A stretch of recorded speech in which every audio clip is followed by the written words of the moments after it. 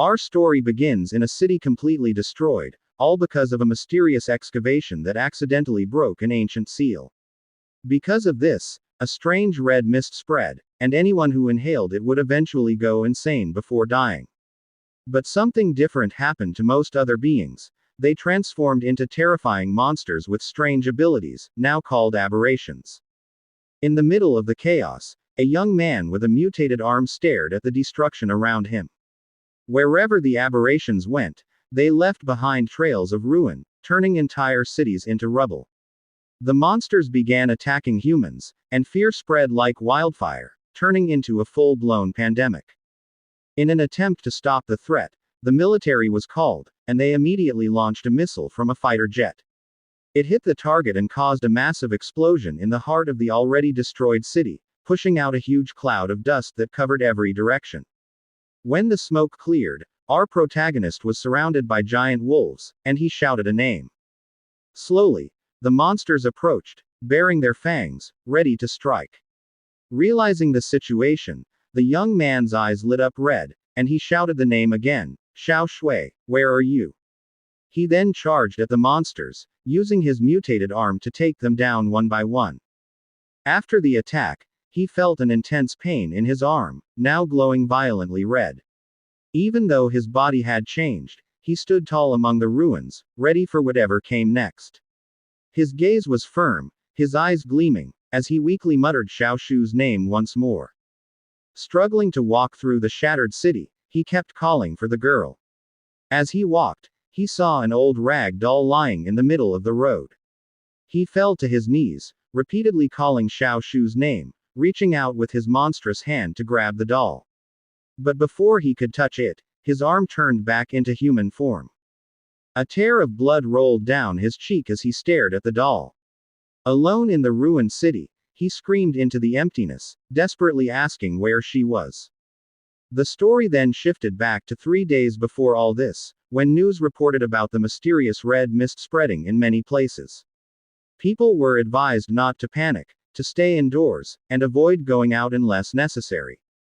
Inside a car, we see our protagonist and Xiao Shu stuck in heavy traffic.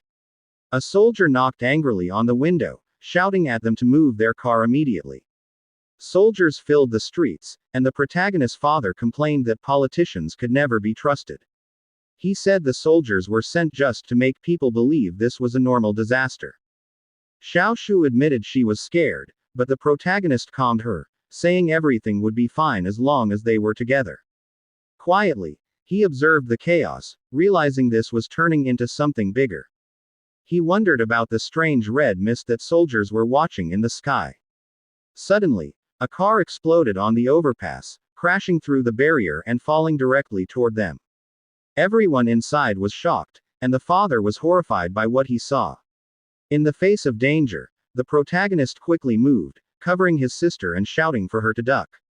The car slammed onto theirs, crushing it. The young man shouted, asking if his parents were okay.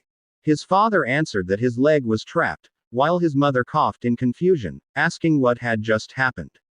Both parents were injured, and Xiao Shu was terrified. Then, the protagonist looked outside and asked, "What's that?" A massive creature resembling a dragon appeared, wreaking havoc.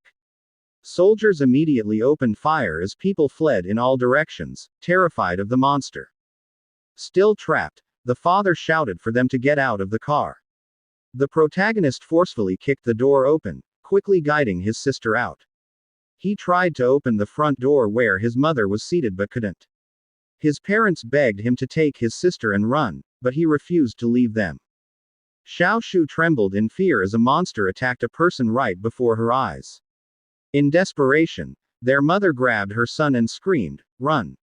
Now, with a sorrowful smile, she told him to take care of Xiao Shu, reminding him he was the older brother. At that moment, a burst of red energy erupted, throwing the siblings to the ground.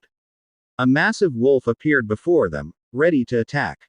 In fear, both siblings screamed for their parents, who were still trapped in the car. The wolf, its glowing red eyes fixed on them, bared its fangs. The girl wanted to run back to save their parents, but the young man held her back as the wolf drew closer. Above, a giant flying monster added to the chaos in the city. It wasn't only animals. Everything turned into monsters. Even people went insane, fighting in the middle of the streets. While running for their lives, the young man wondered what was happening to the world. More monsters appeared, crawling on buildings and wandering through the ruined streets. They rushed into a store to hide, the boy covering his sister's mouth as a monster passed nearby. His chest tightened in fear as he prayed they wouldn't be discovered. Luckily, the monster passed without noticing them. Relieved, he hugged his sister and told her they were safe for now. But then Xiao Shu screamed in pain as red veins appeared on her face. Alarmed, he held her and asked what was wrong. Holding her head, she said she felt unwell. Suddenly, he caught his own reflection and saw the same red veins spreading across his face. He asked himself what was happening. Was it because of the red mist they had inhaled?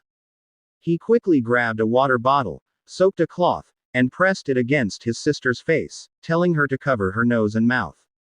But then he himself felt excruciating pain, his eyes glowing red, before collapsing to the floor, feeling something forcing its way out of his body. Xiao Shu asked what was happening, but he insisted he was fine, even as his hand started trembling. At that exact moment, the massive wolf reappeared inside the store. Terrified, his sister begged him to stop as the monster closed in. The creature spotted them, baring its fangs, ready to strike. Desperate, the young man pulled his sister and shouted for her to run as the beast lunged. They managed to escape the store, sprinting desperately down the street. But misfortune struck again as another giant flying monster crashed down from the sky, blocking their path. Surrounded once more, Xiao Shu fearfully asked what they should do. Her brother held her tightly, telling her not to be afraid because he would protect her. Suddenly, a massive dragon-like monster descended straight from the sky, landing with a thunderous impact that shook the ground and destroyed everything nearby. Seeing no way out, the young man asked if this was where they would die. Our protagonist dragged his sister back inside to save her, but she hesitated to follow. Inside, he picked up a piece of wood and said that it was too dangerous outside and this was their only chance. With intense anger on his face, the young man prepared to confront the monster chasing them. He charged forward and struck it with all his strength using the wood, but it shattered immediately. The creature was barely affected and now glared at him with burning rage. Seizing the moment, the monster lunged and grabbed our protagonist, who struggled desperately to defend himself. Suddenly, an arrow struck the monster's eye, startling him. From a distance, Xiao Shu asked if her brother was all right and said she would help him somehow. The monster, enraged by the injury, launched a furious attack directly at Xiao Shu, making the protagonist shout for his sister to run. The girl started running for her life while he pleaded with her not to look back. Severely injured, he began coughing and spitting blood. In that instant, he felt as if his body was being torn apart in agony, asking why this was happening now of all times. Meanwhile, the wolf had caught up to Xiao Shu, who stumbled and fell to the ground, screaming in fear. Just before it could bite her, the young man's arm began to mutate.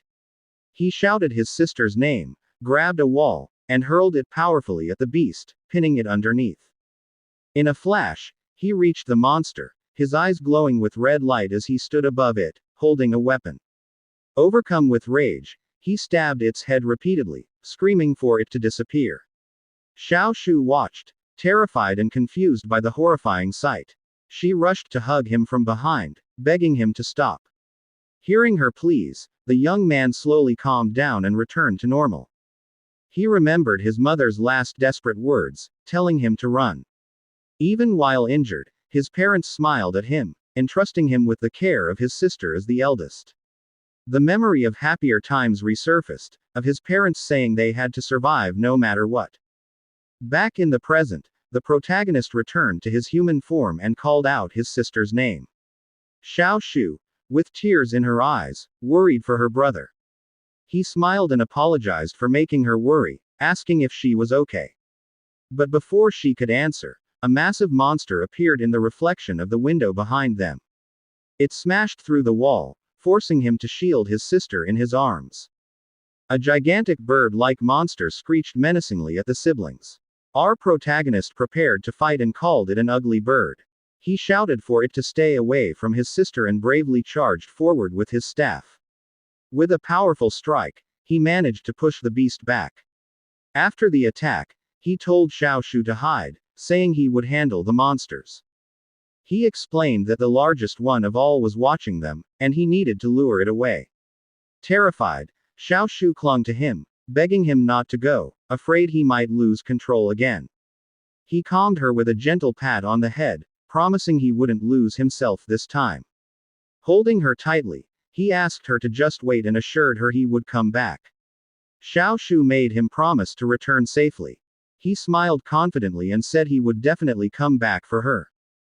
As he ran off to lure the monsters away, he thought that perhaps hunting and absorbing the creatures' energy could make him stronger. So, with determination, he confronted a new monster, believing he could gain the power he needed to protect his family. He shouted for it to fall while staring with fierce resolve. But the giant ignored him, and instead, several wolves surrounded him. He complained that it wouldn't even bother to fight him directly. Furious, he prepared for battle, declaring he would carve his own path to the boss. He fought the wolves fiercely, landing a heavy strike with his staff. But one of them bit into his arm, enraging him. His arm transformed again, and he tore the wolf apart, shouting for them all to vanish. With a twisted grin, he wondered if this was what power felt like, and said it felt incredible. In the sky, an old warplane suddenly appeared, flying straight toward the giant monster. Noticing it, the creatures quickly retreated from the young man, which confused him. Looking at his mutated arm, he questioned what was happening to him. But then the warplane launched a missile directly at him. Alarmed, Shu emerged from her hiding spot, but he desperately shouted for her to stay back. The missile struck the ground, triggering a massive explosion that destroyed everything nearby. The warplane flew overhead as someone said there was still a survivor. Soldiers arrived but decided to abandon the protagonist, claiming he was infected, and took only Shu with them. One of the soldiers grabbed the girl and rushed her away. Left behind, our young man lay helpless on the ground, stretching his hand out and calling his sister's name as he was left behind. Surrounded by raging flames, there was sadness and resentment on Shu's face as she asked her brother a painful question: why didn't he save her? Why didn't he come for her? Meanwhile, the young man desperately shouted his sister's name. In the fire of the nightmare engulfing him, the form of his transformed arm could be seen.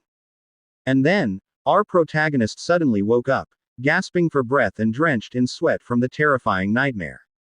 Holding his head, he cursed, realizing that the same nightmare had returned again, and wondered where his sister was now, since it had already been half a year. Fortunately, his secret was still safe. He stood up, took his things for work, and recalled all the shelters he had searched. Yet he did not find a single trace of Shu. Because of this, he joined the border patrol, hoping it would be easier for him to search. Now, the base of Shishi City was shown, a place that had clearly lost its former glory, now ruined and broken. There, he was greeted by the captain, Jia Jun, and immediately apologized for being late to his shift. But the captain had no patience. He kicked him hard and called him a useless rookie. He was ordered to climb the watchtower and was threatened not to make mistakes. From above, our protagonist saw the whole city and the red mist that had destroyed it 6 months ago. He stared at the tower, wondering if the monster he once saw was still there. While smoking a cigarette, the captain said that if the special unit couldn't handle that thing, then there was nothing they could do. A soldier mentioned that the special unit was famous, but the captain only laughed, doubting if it was even possible for them to fail. Another soldier said that the unit had already killed countless aberrations since then. Meanwhile, our protagonist grew irritated by the smell of the red mist, which seemed to make the monsters even fiercer. Then he noticed something strange: the crimson mist was moving abnormally. And then he realized that something was approaching, and it was moving fast. One of the soldiers quickly gave a warning, but the captain only silenced him. The soldier insisted on explaining why the mist seemed to be heading directly toward them. The captain's eyes widened when he saw that the special response unit itself was running away, fleeing for their lives. The soldiers asked what was happening, but the captain shouted for them to retreat immediately. Suddenly, one of them was struck, and the captain panicked, shouting for everyone to fall back. But then a sharp claw suddenly grabbed the captain, making him scream in fear. From the darkness, a giant monster emerged, and the captain thought that this was the end for him. From the tower, our protagonist heard the desperate screams as everyone struggled to escape. Amidst the chaos, he decided to jump down from above to help. At that moment, a bolt of lightning struck the ground, right in front of the giant creature. Our protagonist used his transformed arm and brought down one monster. But a much larger aberration appeared immediately, intending to swallow him whole. Yet he was fast. He struck a powerful blow and cut off the monster's head, adding to his count. With his monstrous hand, he began absorbing the energy from the defeated aberration. He felt himself growing stronger and wondered what would happen if he could absorb even more. At that point, more monsters appeared, but he continued his count. With a grin on his face, he told the monsters, "Don't disappoint me." Suddenly, a beam of energy struck one of the creatures. Shocked, he turned, wondering who had come to help. And then, the captain of the Blazing Blood detachment, Song Rui, appeared, wearing a serious expression. Our protagonist grew nervous when he realized that this man was part of the Special Response Unit. He quickly tried to return his arm to normal before it could be noticed. But Song Rui wasn't interested in any explanation. Instead, he ordered them to wipe out all the remaining monsters. The soldiers moved quickly and immediately surrounded our protagonist. He raised his hands and introduced himself, but the captain still ordered them to fire. But instead of him being hit, the soldiers destroyed the aberration standing right behind him. They confirmed the target was finished, as the monster's body slowly disintegrated. Then Song Rui approached slowly, asking about his weapon. And at that moment, our protagonist realized he was doomed. He had no answer. The captain ordered all units to retreat from the outpost to the temporary defensive line, and at the new location a guard announced that no one would be allowed to enter without Officer Song's permission. The leader glanced at a tablet containing the incident report, which recorded a total of 37 casualties. 2 from the Special Response Unit of the Ember Blood Squad, and 30 from the patrol team, ending the casualty report for this incident. This made our protagonist nervous, as it seemed he would be the next to be targeted. Tied to a chair, he asked why he was imprisoned when he too was a victim, but the woman pointed out that he had abandoned his post for 2 hours, and the attack occurred upon his return. Why did he think they owed him an explanation? Forced to come up with an excuse, he gave a flimsy reason, claiming he had only dozed off nearby and informed his captain. Suddenly, a soldier entered and reported that he was often late and never scolded by the captain. Enraged, he glared and warned the soldier not to drag the captain into this. The officer merely observed the scene and remarked that their patrol team seemed to have many problems. Meanwhile, far away, the captain he had saved lay wrapped like a mummy in a hospital bed, suddenly sneezing violently with blood, worrying the soldier guarding him. The doctor assured him not to worry, saying he wouldn't die yet, as all his test results were normal. The soldier asked if that was really normal. Back in the interrogation, the woman looked at the protagonist's file and noted that he had only passed basic training for nearly 3 months. In the last battle, 2 members of the Special Response Unit died, raising suspicion about how he had survived. He defended himself by saying he was simply afraid of dying and, being a former track team member, ran away quickly when he saw the Crimson Mist approaching. The captain asked why he had joined the army at all if he was afraid of death. Did he have no purpose? In his mind, he revealed his true reasons: to search for his sister, and to absorb strength from monsters to become stronger. For 6 months, he had been alone, wandering through ruins in search of his sister. He was gradually learning to control his transformation between beast and human form. During that half-year, he avoided people like a lone wolf, using primitive methods to search through every ruin and visiting every human settlement just to find his sister. The captain approached him, accusing him of being a coward who abandoned his post and hid information. She seriously asked if he understood the punishment that awaited him, prompting him to ask if she meant to finish him off. She drew closer and asked about his hands, making him realize she had seen his arm. She whispered in his ear, asking why he lied and what his true purpose was. Suddenly, a violent earthquake shook the entire place, forcing everyone to prepare. The captain asked if it was an earthquake, but the protagonist felt a familiar sensation. He quickly stood and shouted for them to run because a horde of monsters was approaching, but the officer didn't believe him and accused him of trying to escape. She used a strange electric power to knock him to the floor, demanding if he was disregarding her. Other guards worriedly told her to calm down as she was going too far. With the impact, the floor gave way, and they all fell together into a deep pit. After the fall, they found themselves in a dark place, and the officer wondered where they were. Still in chains, the protagonist noticed they seemed to be in an underground area. Irritated by the darkness, the leader ordered one of her men to provide light immediately. A soldier called him a disaster, but he retorted that they could report him once they got out. One soldier pulled out a glow stick and lit it, revealing that they were inside a massive labyrinth likely dug out by monsters. The leader ordered everyone to calm down and perform a weapons check, then grabbed her rifle and commanded them to stay in formation and guard the rear.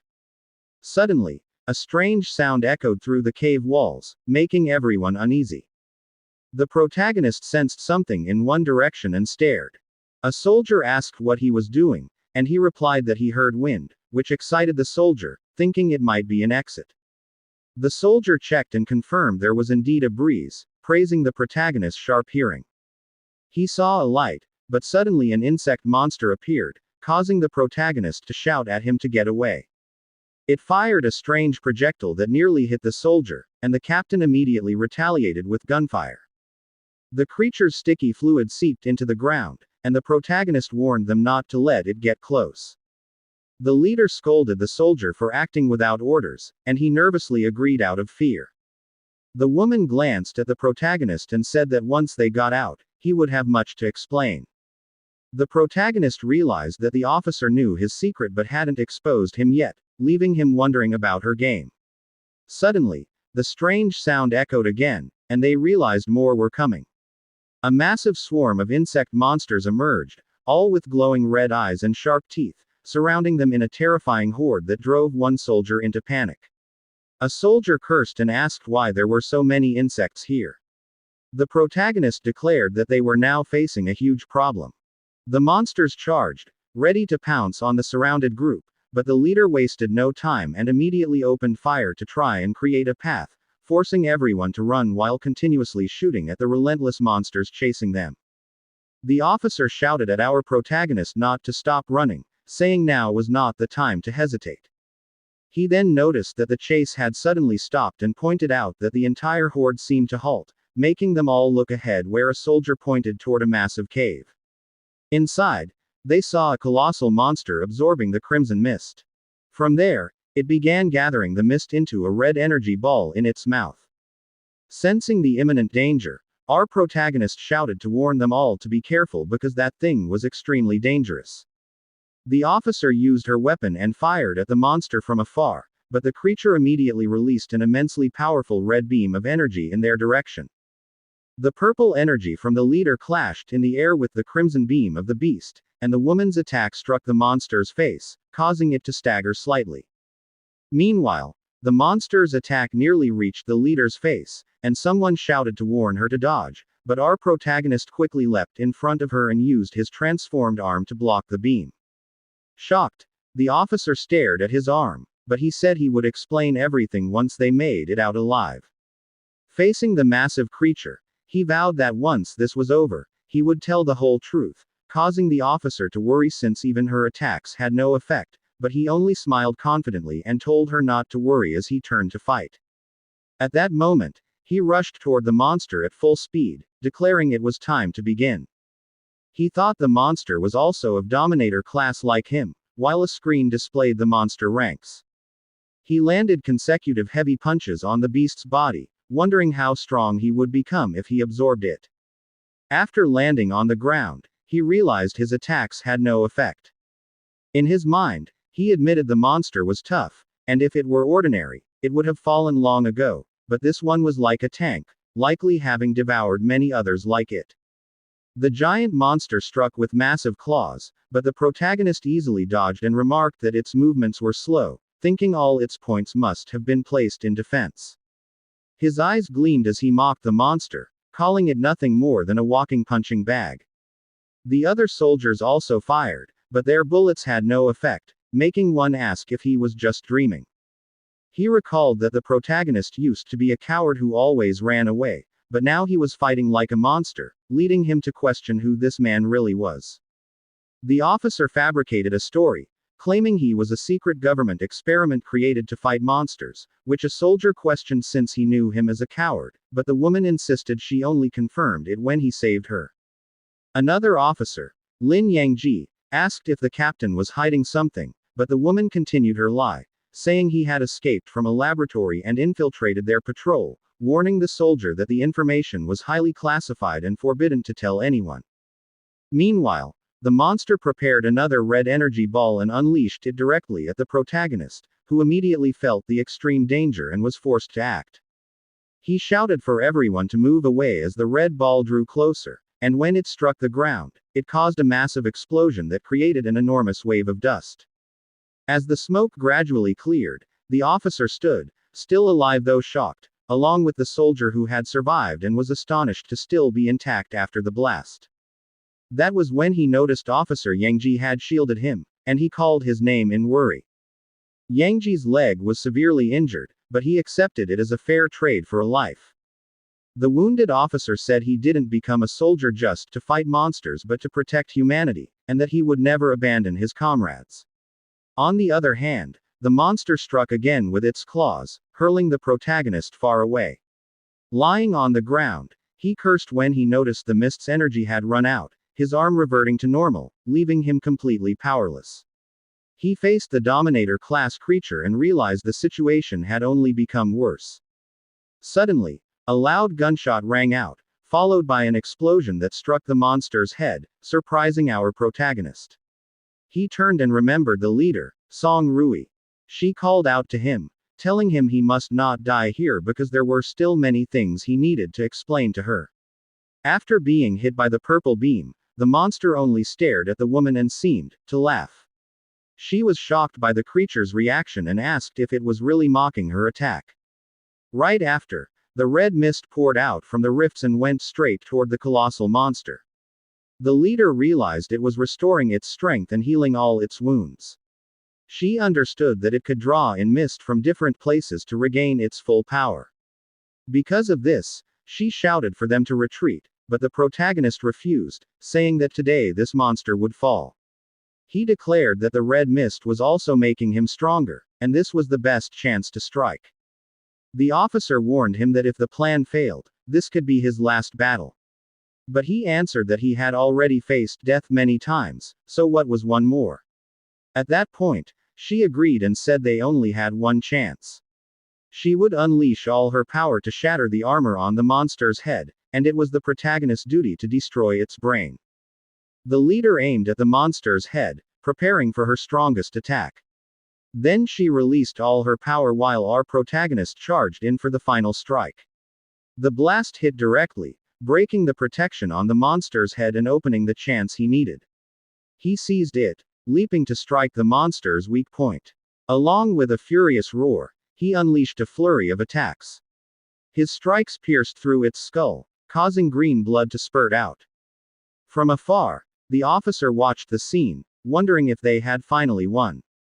But suddenly, energy burst out and hurled the protagonist away with overwhelming force. The monster's body began to dissolve, and the woman screamed his name in worry. She ran to help him and found him lying unconscious, injured after the battle. While checking his pocket, she found something and wondered what it was. The officer picked up a photograph, while in the unconscious protagonist's other hand was a crystal.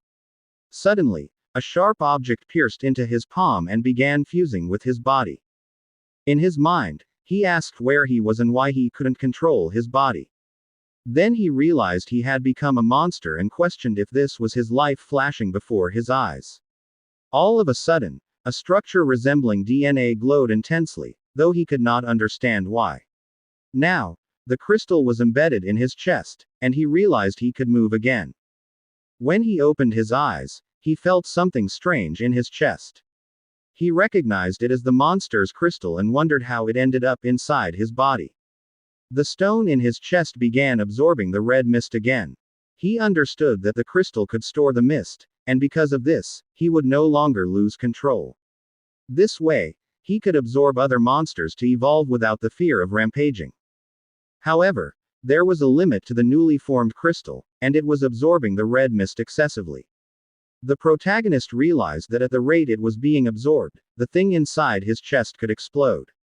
He remembered the giant beetle that had used enormous amounts of mist and decided to let the crystal take it all in. The scene shifted, showing our protagonist lying on a hospital bed, surrounded by red energy. His eyes glowed red as he struggled to control all the power. He sat up and shouted while concentrating the red mist into an energy ball in his hand. At that moment, the officer entered the room and saw him holding that ball, calling his name and asking what he was trying to do. Then he hurled the energy ball toward the leader and shouted for her to get away immediately. At that moment, the energy ball exploded outside the building with devastating force.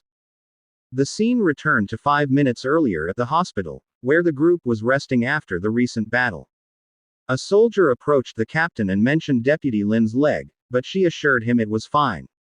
In his room, Deputy Lin asked what the truth really was about our protagonist. The officer replied that the case of our protagonist was highly confidential and advised him to focus on his own recovery. She also told him that she had already requested his transfer to the logistics department so he could rest. She informed him that she would faithfully report everything to his father, Chief Song Lian. Deputy Lin pressed further, but she immediately cut the communication and ordered him not to go anywhere. Moments later, as she walked down the hallway, she asked a guard where our protagonist was.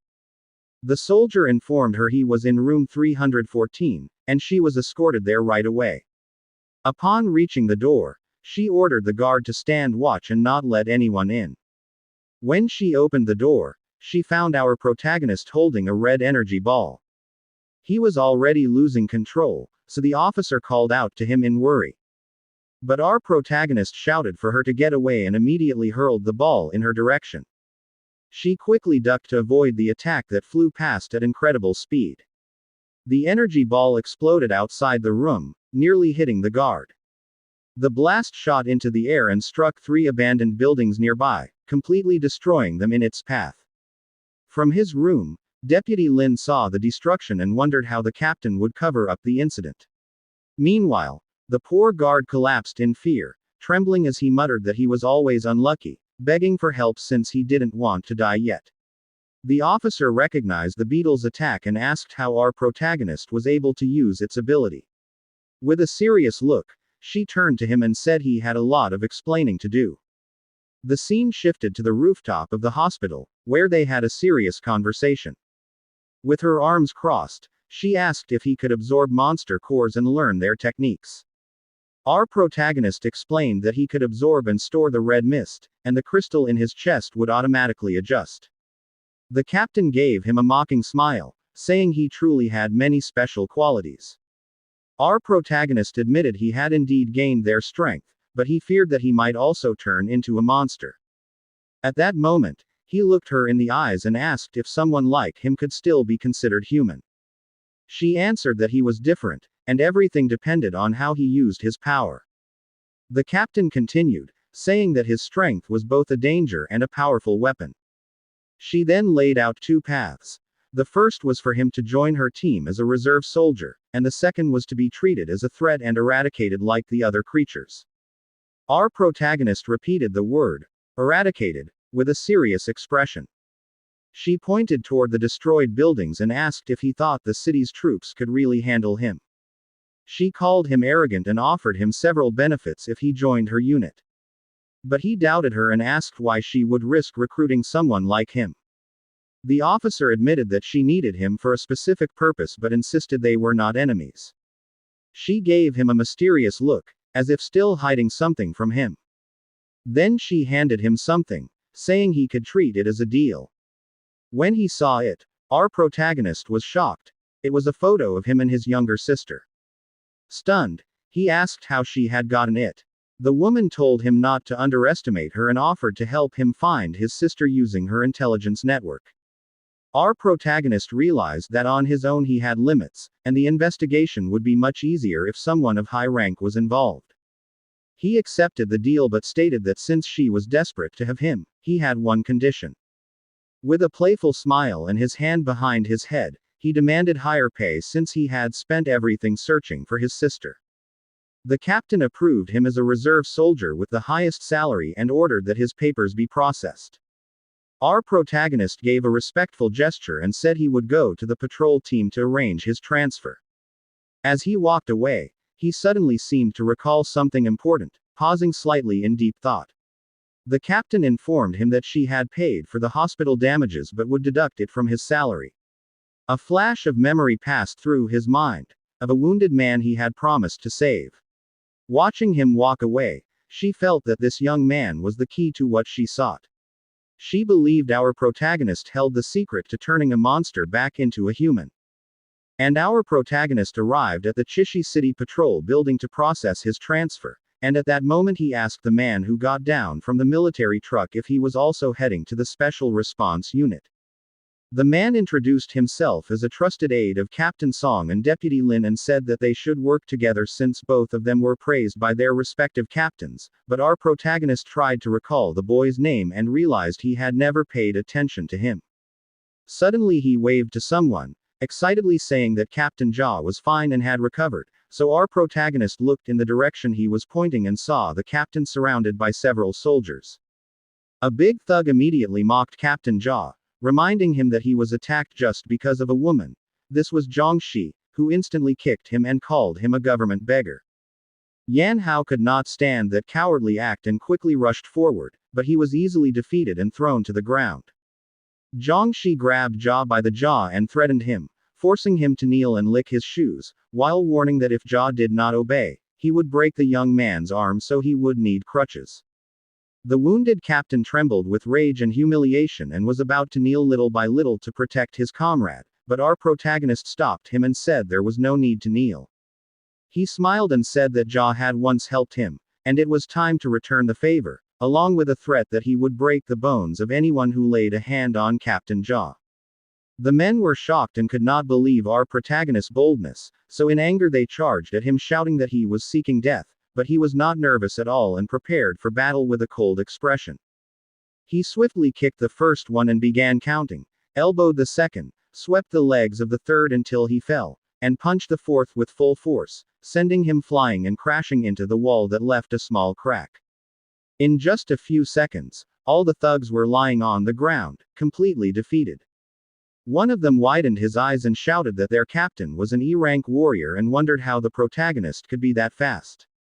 He quickly pulled out a gun and called him trash of the patrol team, but our protagonist only smiled and fearlessly dodged the bullet, swiftly disarmed him, and said that the problem was he was too slow.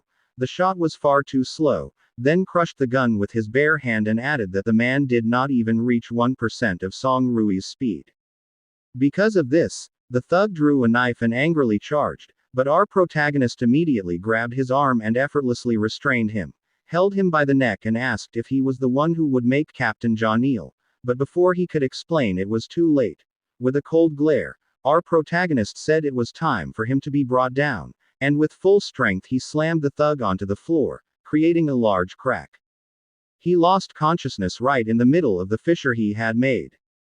The other soldiers were stunned that he had dodged a bullet and even crushed a gun with his hand, and at that moment our protagonist realized that the strength from the beast core had already surpassed his expectations. Terrified, the other thugs ran away shouting that he was a monster. The young man came closer and said he looked like a god of war and asked if he was alright, while Captain Jia expressed his gratitude, but our protagonist replied that Jia always took care of him, so this was his way of giving back. Jia worriedly asked what would happen if the city defense team opposed them, but our protagonist assured him that since they were already part of the special unit, the defense team would not dare.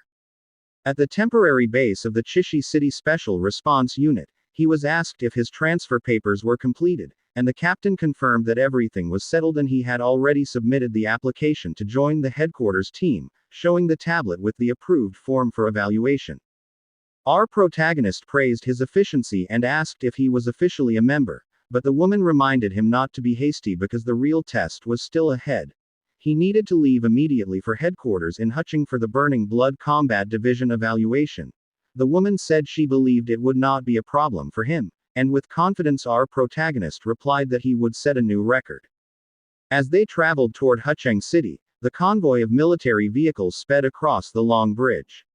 It was a large convoy, lined with war vehicles. Song Rui spoke, saying that they had arrived at Hucheng, the capital where the headquarters of Burning Blood was located. Immediately, our protagonist asked about the ranks and how they were determined, pointing to the soldier beside him and even calling him weak.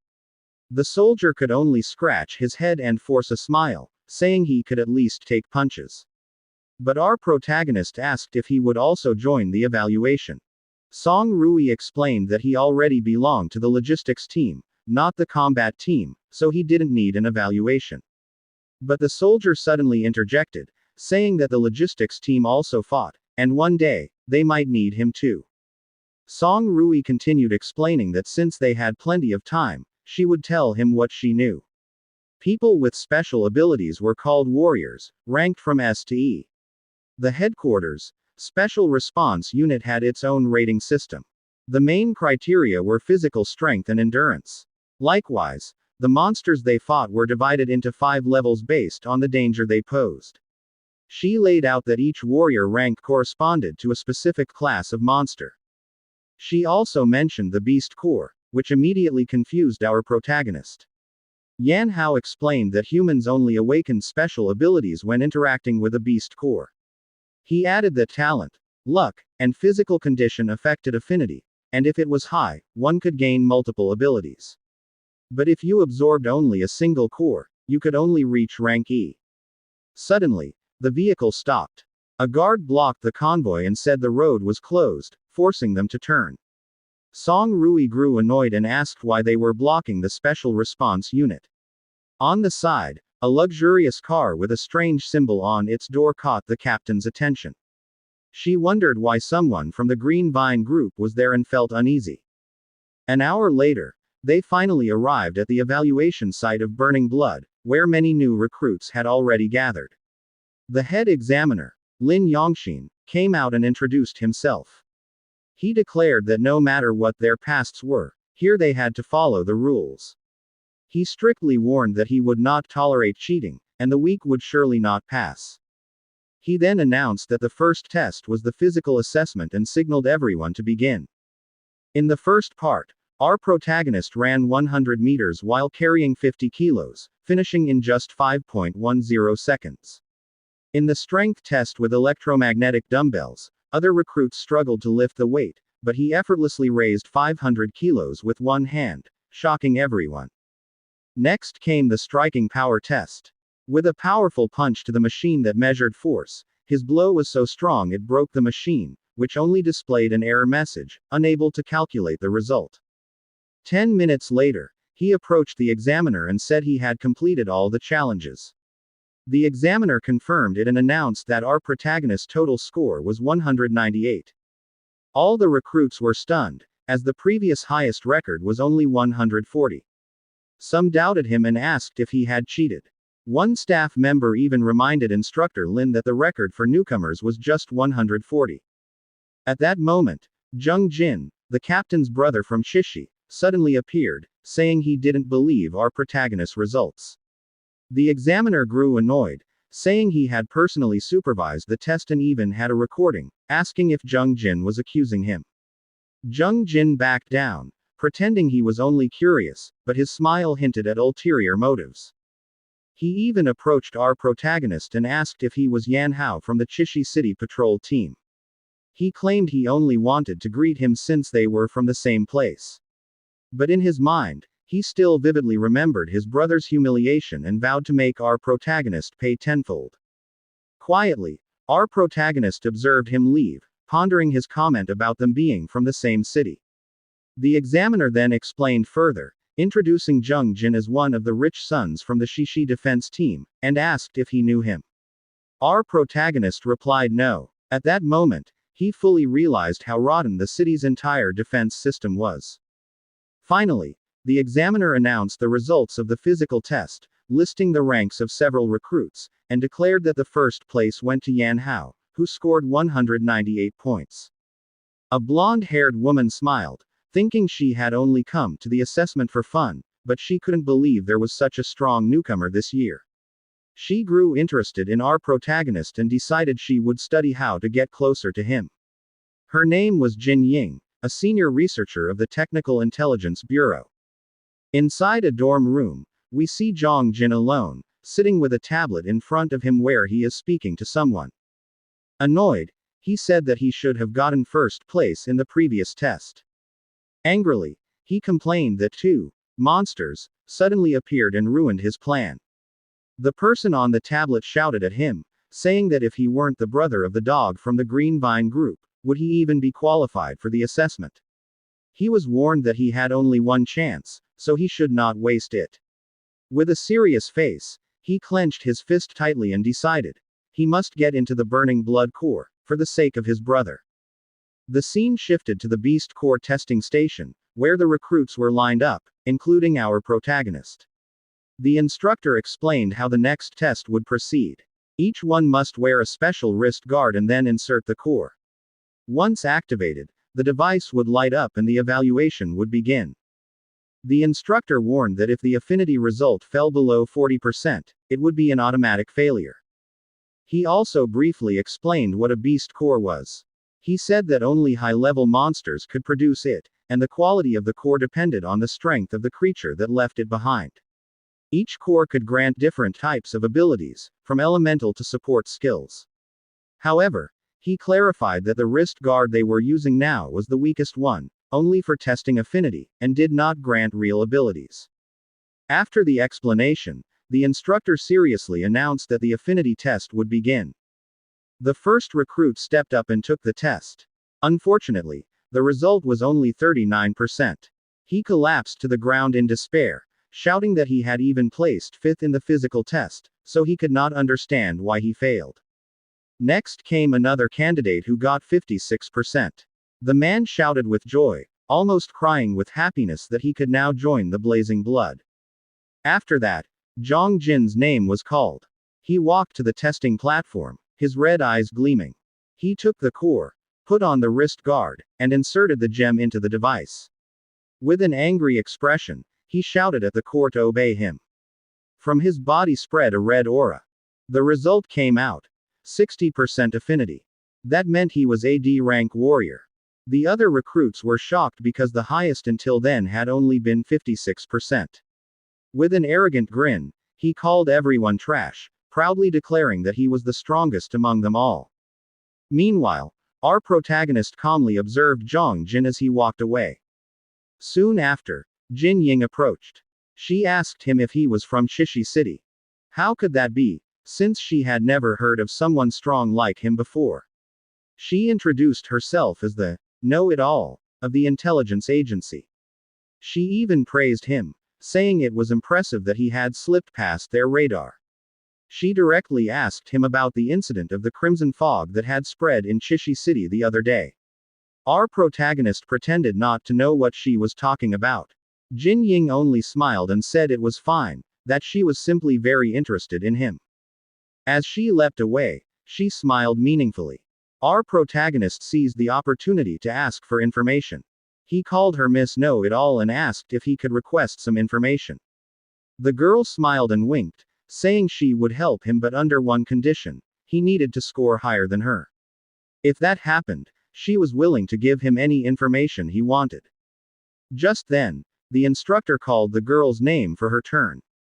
She walked to the platform energetically, her confidence evident. When she reached the center, she asked everyone to pay close attention to what she was about to do. She even boasted that she as a woman, would break Zhang Jin's record. When the protagonist heard this, he wondered if she really was that strong. But beside him, Zhang Jin smirked and called Jin Ying a pathetic clown. The girl only smiled, pointed at herself as if declaring she was the best, put on the wrist guard, twirled the core slightly in the air, and quickly placed it into the wrist. Then, with boldness, she declared for them to watch her. The result came out. 78% affinity. Everyone was shocked. The recruits could not believe it, while the girl, smiling with a thumbs up, was overjoyed at her victory. She surpassed Zhang Jin's record and even proudly mocked him. On the side, Zhang Jin seethed with rage, unable to accept what had happened. After that, the instructor called the final candidate, our protagonist. The girl immediately teased him, asking if he could feel the pressure. In our protagonist's mind, he realized she was not bluffing, she truly was strong. He walked to the platform calmly, thinking to himself that they should just watch. He knew he needed to win here to get information about Xiao Shu. He remembered what Song Rui had said, that his rank would not be lower than C. He also noticed that the core he held was black, the same as the one he had absorbed before. With a confident smile, he put on the wrist guard and activated the device. He raised his arm, ready to see his true potential. The first result appeared. C rank warrior. The recruits were stunned. One of them even commented that that level was already fit for a squad leader. But suddenly, the display on the screen changed. It showed a system error. Everyone was confused, as it had never happened before. And to everyone's shock, the final result appeared. 0% affinity. Everyone was stunned, especially our protagonist. He could not understand what had happened. Zhang Jin started laughing and called him a big loser, mocking him that even the beast core rejected him. Our protagonist only had a serious expression. At that moment, he looked at his wrist and noticed something strange, feeling that there was something wrong with the device. The wrist guard began to emit a red aura, and the beast core was directly absorbed into his body. His eyes flashed red as he realized what was happening. His body was forcibly absorbing the core. The blonde woman ran to the computer, unable to believe the result. She shouted that this had never happened before, the lowest they had seen in the past was 1%. But with a smile full of joy, she said she needed to record it, adding that her old man would surely be happy with the news. Meanwhile, Zhang Jin smirked maliciously from the side. It seemed that he had also noticed the strange occurrence with the beast core. He told the instructor that the core had disappeared from the hands of our protagonist, shouting that Yan Hao had stolen the test item. The instructor angrily shouted that the test had malfunctioned and demanded to see the equipment. He ordered our protagonist to raise his hand for inspection. The man was shocked when he saw the wrist guard was empty. He asked where the beast core that should have been there had gone. With hesitation on his face, our protagonist raised his hand and said he had no idea what happened and that the situation was very strange. In his mind, he knew he needed to come up with an excuse quickly, or else he might become an experiment. He decided to gamble everything and pretend that the ongoing transformation was an ability from the core that had vanished. Suddenly, red energy burst from his body, and his arm transformed into a terrifying beast claw. Zhang's eyes widened in disbelief. He asked what kind of thing that was. The instructor immediately drew a knife glowing with purple energy, shouting for everyone to step back and enter high alert due to the transformation. But Jin Ying only grew more excited, her eyes sparkling as she asked if this was what they called beastification. While the instructor remained on guard, he ordered everyone to retreat. Meanwhile, Zhang Jin wondered in his mind if this was truly beastification and if he had been infected. The instructor quickly analyzed the situation, thinking the only option was to take him down. But Jin Ying shouted and tried to speak to our protagonist, calling his name and asking if he could still hear her. Our protagonist turned to her, clearly still in his right mind, and asked what the problem was. The instructor was shocked that he had not lost himself. The man asked if he really had not gone insane. The young man returned to his normal form and made up a story, saying it was an ability from the core that had entered his body on its own.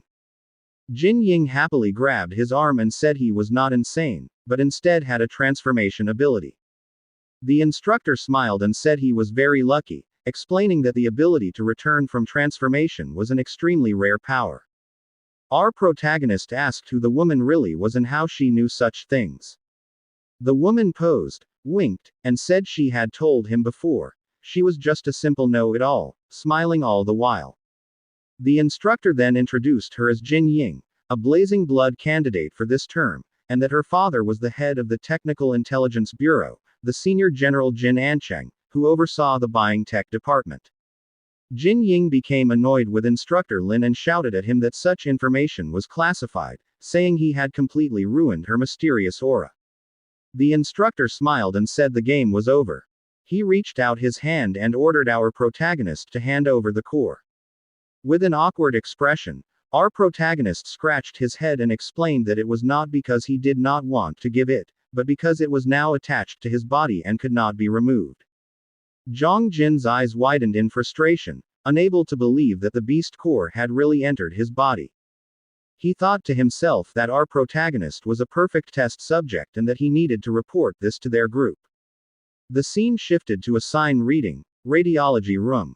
Our protagonist was being prepared to undergo examinations to understand what had happened. Inside the room, he lay on the scanning machine. The doctors were shocked at the results on the monitor. They saw that the core had fully fused into his body and could no longer be removed. At that moment, Jin Ying arrived with her father. One of the doctors asked Director Jin for his opinion. The director replied that the young man should be carefully studied, as he was sure he still held many secrets. Shortly after, two men in uniform entered the room. One of them asked the director about the situation and the origin of our protagonist. The director smiled oddly and complained about the Blazing Blood Corps policy, calling it ridiculous that they still followed the 40% affinity rule. But he was interrupted by the white-haired man, who told him to cut the drama and ordered him to explain what was happening.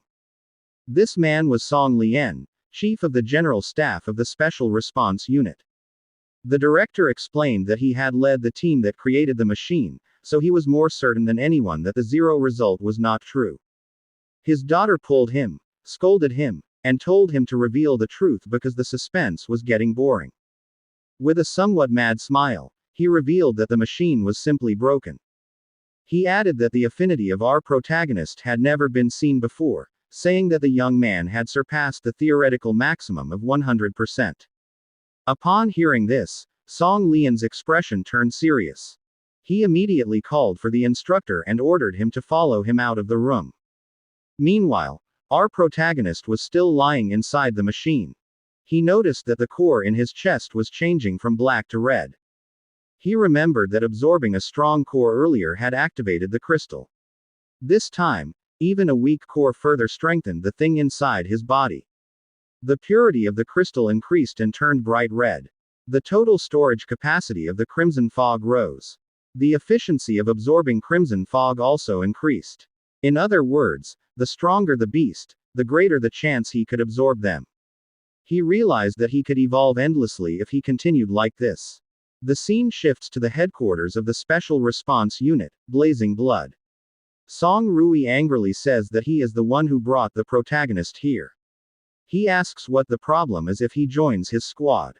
His father calmly replies, telling him to fix his status and his tone. Then he asks if he has been playing too much and giving attention to AC rank rookie. Song Rui explains that he promised to include him in his group. He says not to make him a soldier who does not keep his promises. His father answers, a soldier's word is for the country, not for one person. He adds that the protagonist is already a member of the Yongxin team, and that cannot be changed. As a fellow Blazing Blood squad leader, does he want to fight for this just to recruit him? He orders his son to return to his post, and that is an order. Song Rui reluctantly agrees, thinking to himself that he will find another way.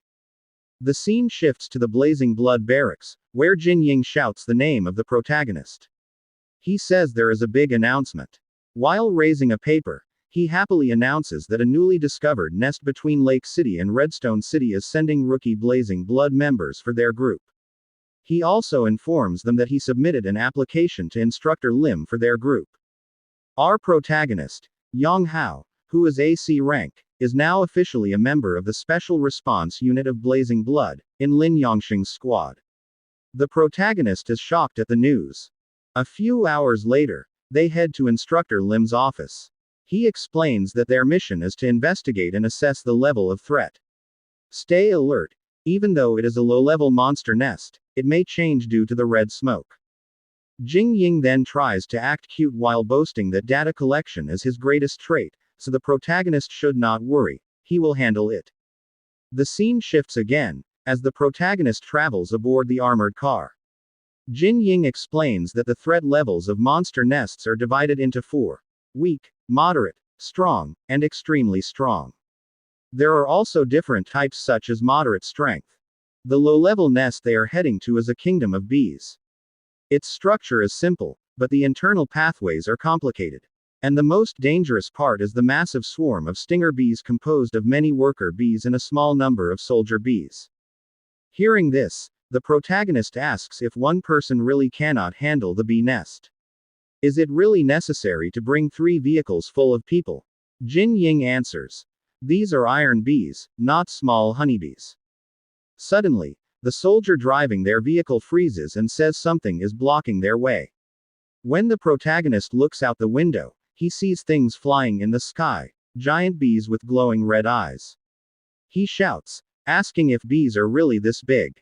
Jin Ying tells him that he already said earlier. These are iron bees, not honeybees. The driver quickly maneuvers and tells everyone to hold on tight. At that moment, the bees release their stings.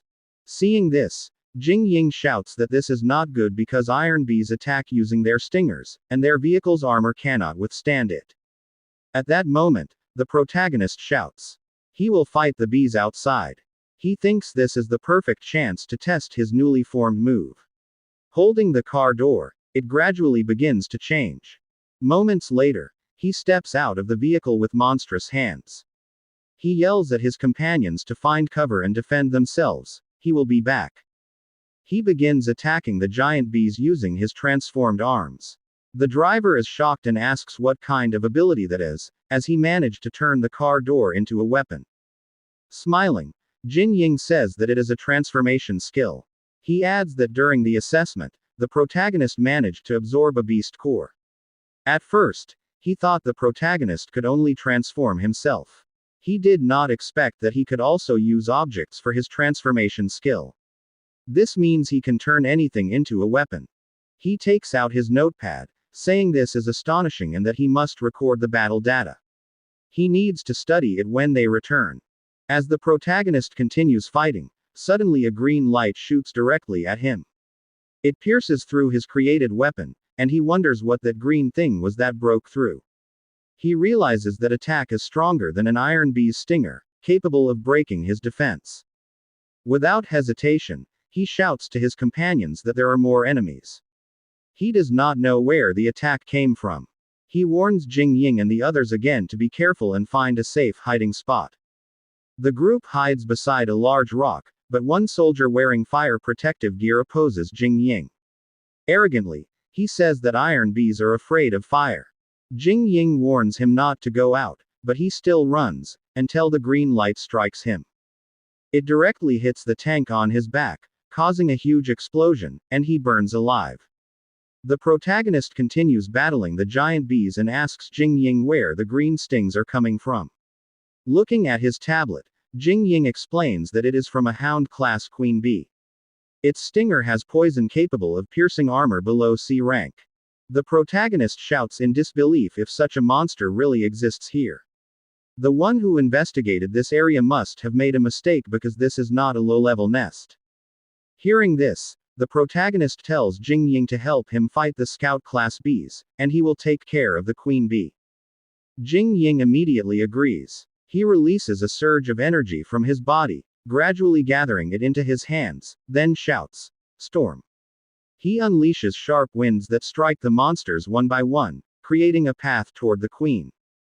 Seeing this, the protagonist's eyes glow blue. He thinks he has caught it now. A gigantic queen bee with 3 glowing red eyes appears before him. As his eyes shine, he removes the weapon attached to his hands and slowly wraps it like paper until it forms into a sharp spear. He raises it and tells himself that its shape will handle the rest. Then, he stomps the ground hard, shattering it, takes his stance, and hurls the spear surrounded by a crimson aura straight at the queen bee. The queen of the bees could no longer react to the attack and was immediately struck in the abdomen, the protagonist's weapon almost piercing through. When Jin Ying saw this, she could hardly believe that the protagonist had directly hit the queen's vital point. But it was still not completely defeated. Jin Ying even questioned how it gained such power, since it was only a hound class. She thought maybe it was not, but before she could finish her thought, she immediately shouted at the protagonist not to let it escape. However, the protagonist was already close to collapsing from exhaustion after his attack. As the bees escaped with their queen, Jin Ying shouted that the queen would evolve into an overlord class. The protagonist simply lay down and said to let it go, since he had no strength left. He also thought that if he did not obtain any crimson fog, his energy would be quickly depleted. He still needed to save enough energy for the bee queen. With her hands on her waist and smiling, Jin Ying asked the protagonist what he was doing. Was he trying to score low? She told him not to say he needed a girl like her to save him. The protagonist quickly got up and said he was not interested in little girls. Jin Ying became angry and asked who he was calling a little girl. Jin Ying handed him a chocolate bar and told him to eat it and rest for a while. But the protagonist refused and said he was not hungry. Suddenly, a group of soldiers arrived and asked if they were all right. The protagonist answered that they were fine. He added that they should clean up the area, set up a temporary defensive position, and report this immediately. Jin Ying then said she had already reported it. After they had set up, Jin Ying stood on top of the vehicle while watching the hive of the bees. Using a device that detected crimson fog, she said the readings were too low, so they could enter the hive if they wore protective suits. The protagonist then asked if they would not wait for backup. Jin Ying replied that the bee queen was already injured, so this was their chance to gather data and finish it. Moreover, the threat level of this mission had been raised from medium to high. If they could complete this mission above their current rank, imagine the benefits they would gain. The scene shifted to the Special Response Unit headquarters, inside the office of the Chief of Staff. Song Rui's father told the officer that the higher-ups were currently divided. It was not only their group that wanted to develop the protagonist into a high-tier asset. There was also a group of mad scientists who wanted to use him as a test subject. Since the protagonist was special, he ordered the officer not to take his eyes off him. Suddenly, the officer's transmission device rang. When Song Rui's father noticed it, he ordered him to attend to it immediately. The officer agreed. When he answered the call, he almost shouted in disbelief because the threat level of Yan Hao's group's mission had been raised from weak to strong. He even asked his caller if the protagonist and Jin Ying were already inside. When Song Rui's father heard this, he said that Jin Ying might be arrogant, but she was meticulous. She would not issue such a report so easily. He thought something strange was going on. Then, he ordered the officer to dispatch the nearest Blazing Blood unit as support, led by Song Rui, and mobilize them immediately. Their primary objective was to ensure the safety of Jin Ying and Yan Hao. Their secondary objective was to eliminate the beast hives. Suddenly, another officer appeared behind them and reported. The high-ranking officer asked Yongji if he was not supposed to still be in the hospital. Song Rui's father then asked Yongshi if he had any objections to having his younger brother continue serving under Song Rui. He ordered him to report to Captain Song Rui immediately and serve as his assistant. He added that this was an order. Officer Lin agreed. Another officer then wondered and asked Song Rui's father if he had also arranged for this person to be assigned to Song Rui before. Song Rui's father did not answer and simply turned away, dismissing them. He thought to himself that he did not know why his son cared so much about the protagonist. But this was the only thing a father could do for his son. The story then returned to the place where the protagonist and Jin Ying were already wearing their protective suits. The protagonist thought that, as members of Blazing Blood, Only he and Jin Ying had the ability to endure crimson fog even with protective combat suits. He expected it to be easy. Before they could enter the hive of bees surrounded by red mist, Jin Ying said that the energy readings on her device had not changed much. However, once the bee queen evolved into overlord class, clearing the hive would become extremely difficult. The protagonist suddenly ordered her to stop, and moments later, the enormous bee queen appeared, furious and with eyes almost blazing red. Jin Ying cursed at the sight, realizing that the mutated iron armor poison stinger queen had fully evolved. Judging by its size and the length of its stinger, it was already comparable to an overlord class. She even shouted that it had truly evolved. She wondered how this was possible, since the crimson fog concentration here was far too low to support rapid evolution. Moreover, it was not only the queen that had evolved, even the poisonous stinger bee class had become stronger. Jin Ying grew frustrated as she looked at her device, saying the crimson fog concentration here was really far below the threat level. She even wondered why her device was not detecting it. Suddenly, Jin Ying weakened, fell to her knees, and coughed. This worried the protagonist, who turned to look at her. While kneeling, Jin Ying suspected that someone had tampered with their protective suit, as its effect against crimson fog seemed weakened. She thought there was a flaw in blazing blood. All at once, the bees attacked, unleashing sharp red stingers. Seeing this, the protagonist quickly pulled Jin Ying and told her to retreat. As they ran, he smirked, thinking that while he was running pointlessly, a fresh supply of crimson fog was being served to him on a silver platter. But first, he needed to get Jin Ying to safety. He could not focus on the battle while distracted. He forcefully kicked down a wall, and they entered a large space. The protagonist told Jin Ying to hide there, as it was a safe and ventilated spot. He also told her to contact headquarters and inform the reinforcements to bring proper protective suits. He added that he would handle the enemy. Jin Ying agreed, saluted him, and said she would update them with all the data from inside and the latest situation. Before the protagonist faced the giant bees, Jin Ying called out to him and warned that if he did not return, she would find him even in hell. The protagonist only smiled and told her not to worry, because he would come back. He then walked toward his enemy, the queen bee. He thought to himself that finally, he had the power to protect the people he cared about. As he stood surrounded by giant bees, including the overlord class mutated iron armor poison stinger queen, he said in his heart that today, once again, he had made a promise, just like the one he made to his sister Xiaoshui. He raised his hand, gathering a ball of red energy, challenged his enemy, and declared that he would not fail. As he continued gathering energy in his hand, he thought that this was his only remaining chance. There was still enough crimson fog for one last strike, so he had to be careful. First, he needed to focus, combine it, and gather it all to the very end. In his mind, he kept repeating that he had to unleash it at the right moment. Once again, he stretched out his hand upward and shouted with all his might his skill, Crimson Brush. A powerful surge of crimson energy burst from his hand. It struck directly at the bees above, and at the same time, there was a huge explosion. Flames and energy erupted like blazing lightning in the sky, and the very hive of the bees was pierced by the energy. As the smoke slowly faded, he looked around and wondered if what he did worked. But to his shock, instead of decreasing, the crimson fog around him grew even denser. When he looked up, his face turned pale. The countless bees were barely harmed.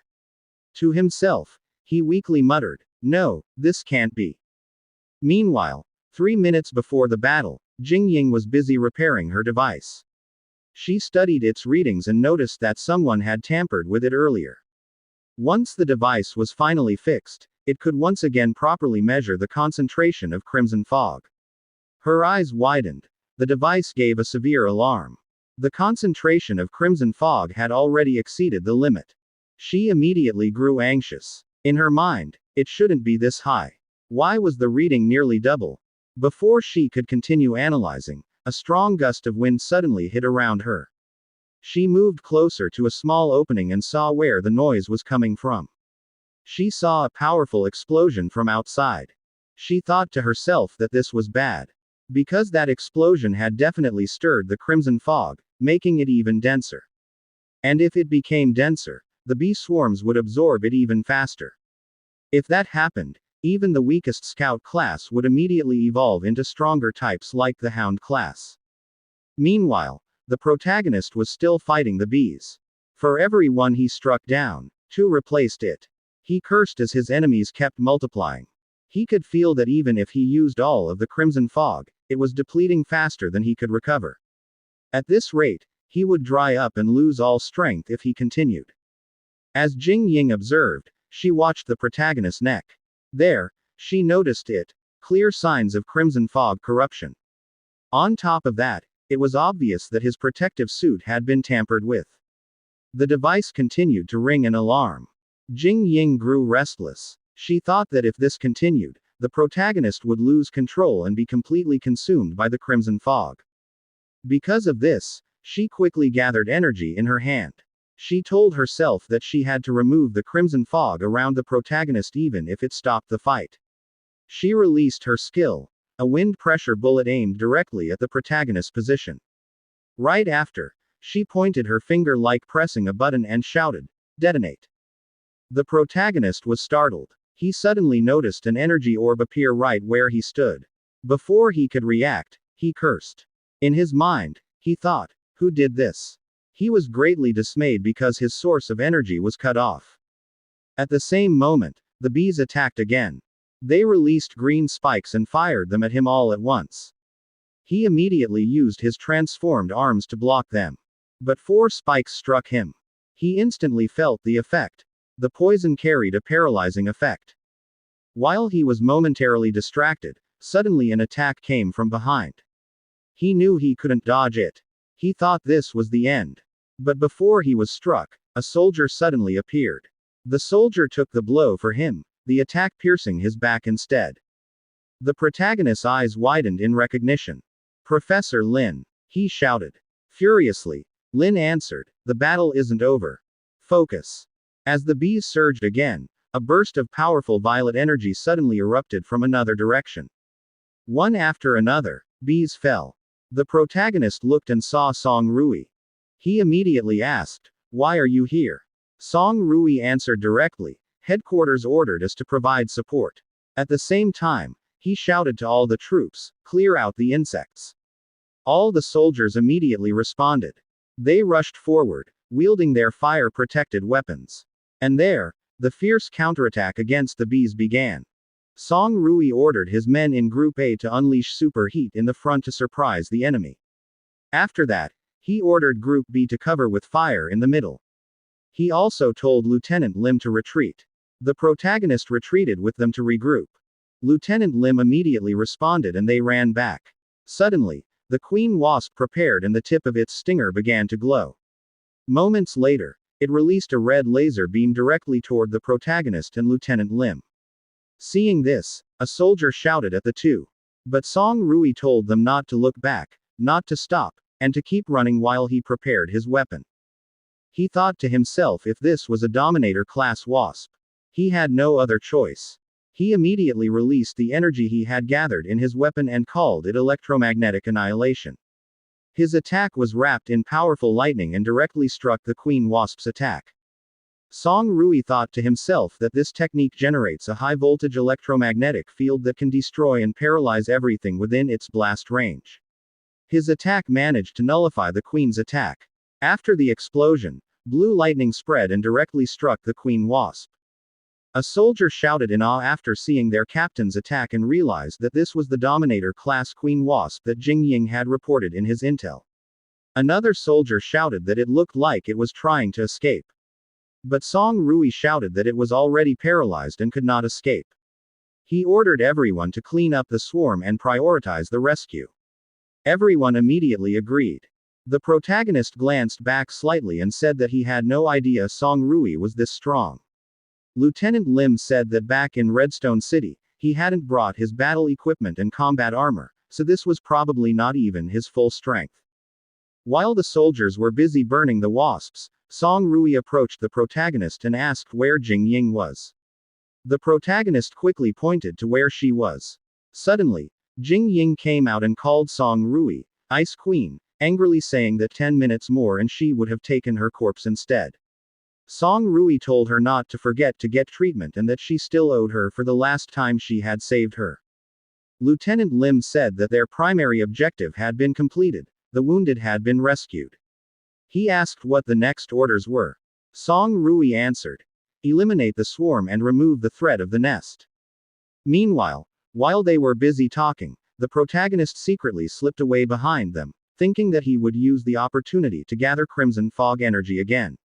The last Crimson Fog cannon blast hadn't finished off the Queen Wasp, so he needed to try again. He slowly absorbed the Crimson Fog around him and sighed as he felt it was almost completely filled. But suddenly, he froze and turned when he heard something. Even Song Rui's group could not believe what they saw. The Queen Wasp was not completely defeated and began gathering strength again.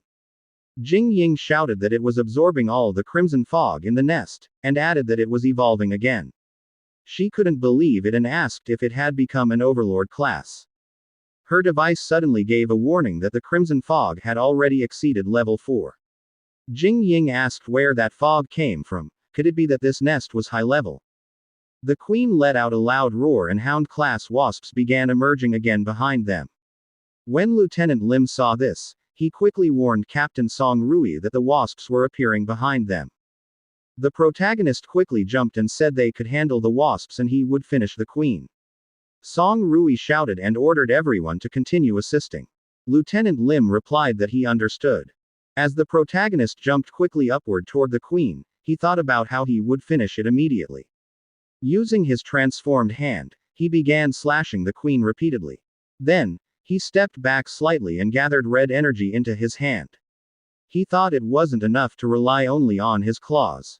He immediately threw the ball of red energy toward the Queen and shouted Scarlet Condensing Blast. It caused a massive explosion and he immediately fell to the ground. He wondered if it worked. But before the smoke cleared, the Queen launched a sharp projectile toward him, which he barely dodged. He thought that he needed to find a suitable weapon. He paused slightly when he saw the Queen's stinger stuck on the ground. He quickly grabbed it and used his Beastification bind. It transformed into a massive sword. As the Queen continued to attack, he quickly dodged each strike. He faced one attack head-on and slashed it with the sword.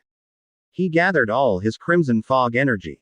He was in the air, above the Queen, right in front of its head. He thought, since this weapon was given to him, he would return the favor. His sword and his eyes glowed with red energy. He shouted Red Mist Slash. He swung the sword with great force, splitting the Queen Wasp in half. It exploded violently and its body parts scattered everywhere.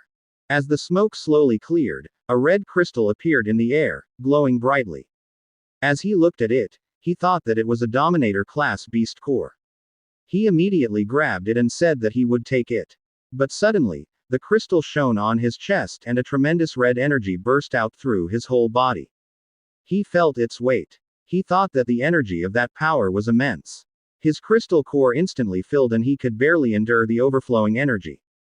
Meanwhile, in Song Rui's group, they continued slaughtering the wasps. They managed to eliminate them all. Jin Ying even wondered why the wasps suddenly weakened. Song Rui ordered everyone to go and support the protagonist. But when they turned, they were shocked to see the protagonist collapsed on the ground. Song Rui immediately shouted, calling out his name. Yin Ling immediately examined the protagonist lying on the ground. She said he had been too exposed to the Crimson Fog and might lose himself. When Song Rui heard this, he immediately ordered Lieutenant Lim to deploy a mobile medical pad, and block the neural transmission. Lieutenant Lim immediately agreed. They returned to the temporary camp beast-type perimeter and placed the protagonist in the mobile medical pad. A worried soldier asked how the protagonist was. Lieutenant Lim replied that he was stable for now.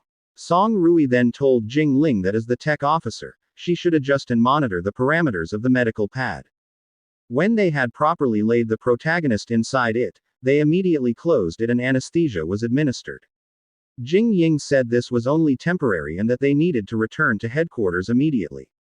Meanwhile, inside the protagonist's consciousness, he was being strangled by one of his personas whose whole body had already transformed.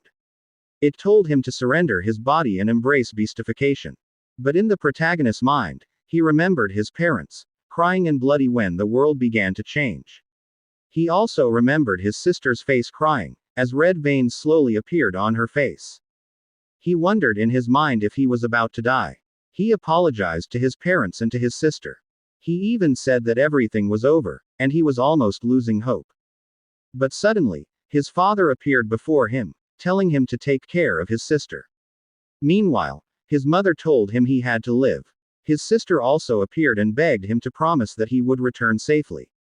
The protagonist thought that his sister was still waiting for him. Next, the people around him appeared, the soldiers who told him that he was a warrior and that this fight was not yet over. He needed to focus, and they trusted that he could do it. One even said he would not allow him to give up. Others urged him to wake up. He shouted loudly as he thought that everyone was waiting for him and that this was not over yet. He had to survive. From his back, chains began to emerge and bound the persona that had been strangling him earlier. He declared in his mind that he had to find Xiaoshu and protect everyone he cherished. He would not fall here. This was not his duty alone. While pointing seriously at his other persona, he said that it was also its duty to fight. After that, he began absorbing its crimson fog while it was bound in midair. In his mind, he said it should return because everyone was waiting for them. Smiling, he looked at the transformed crystal in his chest and chuckled slightly, asking if this was the price of being strong. With every breakthrough, he felt like he was dancing on the edge of a cliff. After all this, he wondered in his consciousness why he still could not open his eyes and could not move. Meanwhile, while the armored vehicles were heading back to headquarters, suddenly a strong whirlwind appeared around them. A sandstorm made it difficult for them to drive. The soldier driving shouted that the sandstorm was too thick, he could not see the road, and it was too dangerous to drive. Lieutenant Lim told Song Rui that there was an old ruined city just 3 minutes ahead. He asked if they should take shelter. Song Rui did not immediately answer and instead asked Jin Ying about the protagonist's status. While looking at her laptop, Jin Ying said his vitals were stable but he remained unconscious. Then Song Rui ordered Lieutenant Lim to head to the ruins and tell the accompanying vehicles to follow. They went straight to the ruins that Lieutenant Lim had mentioned, and as they entered a large abandoned building, Song Rui shouted for everyone to get out and regroup. But he noticed the surroundings and told Jin Ying that something seemed wrong with this place. He ordered her to check the structural stability, crimson fog density, and heat signatures. Jin Ying immediately complied. After that, Song Rui ordered the soldiers to protect the protagonist because he was the top priority of their headquarters. Meanwhile, some people were hiding and grinning, their eyes glowing red as they watched them. Moments later, they released many arrows coated with green liquid. Lieutenant Lim immediately went on alert and shouted to everyone that they were under attack and had to take cover. An arrow struck directly at him, but using his gear suit, he blocked it with his arm and activated hardening. Jin Ying noticed that the arrows contained poison from the wasps. Moments later, a strong explosion occurred and a large rock fell from above. Song Rui immediately shouted for everyone to take cover. He strongly kicked the medical pad containing the protagonist to push it away before the rock could fall. He quickly ran to avoid it. Meanwhile, Lieutenant Lim protected Jin Ying using his hardened armor. The attackers began to emerge and surrounded them. Their leader shouted not to let them escape and to take everything. The enemies began throwing bottles, and when they shattered, green smoke came out. Song Rui realized it was Dominator class beast liquid, a gas that causes paralysis. He immediately covered his nose. The enemy leader gave the signal to begin the attack and kill them all. Suddenly, a large man with an eye patch appeared in front of Song Rui. He even called her sweetheart and demanded goods. Song Rui ignored him and immediately attacked with a powerful kick charged with lightning. With such strength, the man was thrown against the wall, almost embedding into it. But suddenly, a chain struck directly at the medical pad and dragged it away. Song Rui hurriedly chased it, but because of the effect of the gas, he fell to the ground. The enemies were delighted as they pulled the chain attached to the medical pad. One even said that if it was being guarded so heavily, it must mean there was treasure inside. Jin Ying panicked as she tried to reach for the medical pad and shouted for them to stop. But suddenly, an arrow struck her leg and she screamed in pain. She fell to her knees and cried out the protagonist's name. Meanwhile, inside the medical pad where the protagonist was lying, a symbol began to glow on his body. When the bandits finally took the medical pad, Jin Ying told Song Rui that they needed to hurry to rescue the protagonist. Song Rui disagreed and told her to stay there and keep quiet. Holding the arrow that struck Jin Ying's leg, he thought about how he not only failed to protect the protagonist but also let Jin Ying get hurt. He blamed himself, feeling like a complete failure. He cut off the shaft of the arrow embedded in Jin Ying's leg, then slowly pulled it out and wrapped it with a bandage. He told Jin Ying not to move because that was all they could do for now. Jin Ying said that the thieves had set up an ambush even before they arrived and wondered how they knew their movements. Officer Lin came over, called Captain Song Rui, and reported that they had secured the area. Most of the thieves had fled after being poisoned. Song Rui said that there was a severe sandstorm outside, so they couldn't transfer the protagonist to the surface. He suspected that the target was underground. He pointed to an abandoned elevator shaft and suggested that it might be the entrance to the enemy's hideout. He immediately ordered all personnel to assemble. All units were to prepare for battle, and the objective was to rescue the protagonist. Team A was assigned to guard the exit and protect Jin Ying, while Officer Lin and Team B would go down with him. They had to succeed. Failure was not an option. All the soldiers agreed. One soldier stepped forward and pleaded with Captain Song Rui to let him come along. Song Rui refused, explaining that he wasn't a combatant and that they didn't know what was waiting below. He advised him to stay with Jin Ying and protect her with Team A. But the soldier shouted that the protagonist was his best friend who had once saved his life, and now that he was in danger, how could he just stay there? Song Rui allowed him to come but warned him to stay close and not fall behind. The soldier agreed. At the bandits' hideout, one man complained that the metal chest was too heavy and asked what was inside. Another replied that he didn't care, since if it was hidden in an armored vehicle, it must contain something valuable. A man wielding a huge axe came over and told them to move aside. He raised his weapon, his eyes flashing, and struck the medical pad with full force, but not even a scratch appeared. He was the leader of the raiders. He cursed, saying it was tougher than a bank vault and that they had already broken several crowbars and sledgehammers trying to open it, yet it hadn't budged. A young man volunteered, saying he could open it, but they would have to go underground. The leader got angry and asked what nonsense he was talking about, saying it was just a dead end down there and that the last 3 who went never came back. Others mocked him, saying he was dreaming and that even rats couldn't survive there. The young man said he had seen the key down there and asked if they wanted to make a bet. The leader immediately grabbed him by the neck and demanded who he thought he was.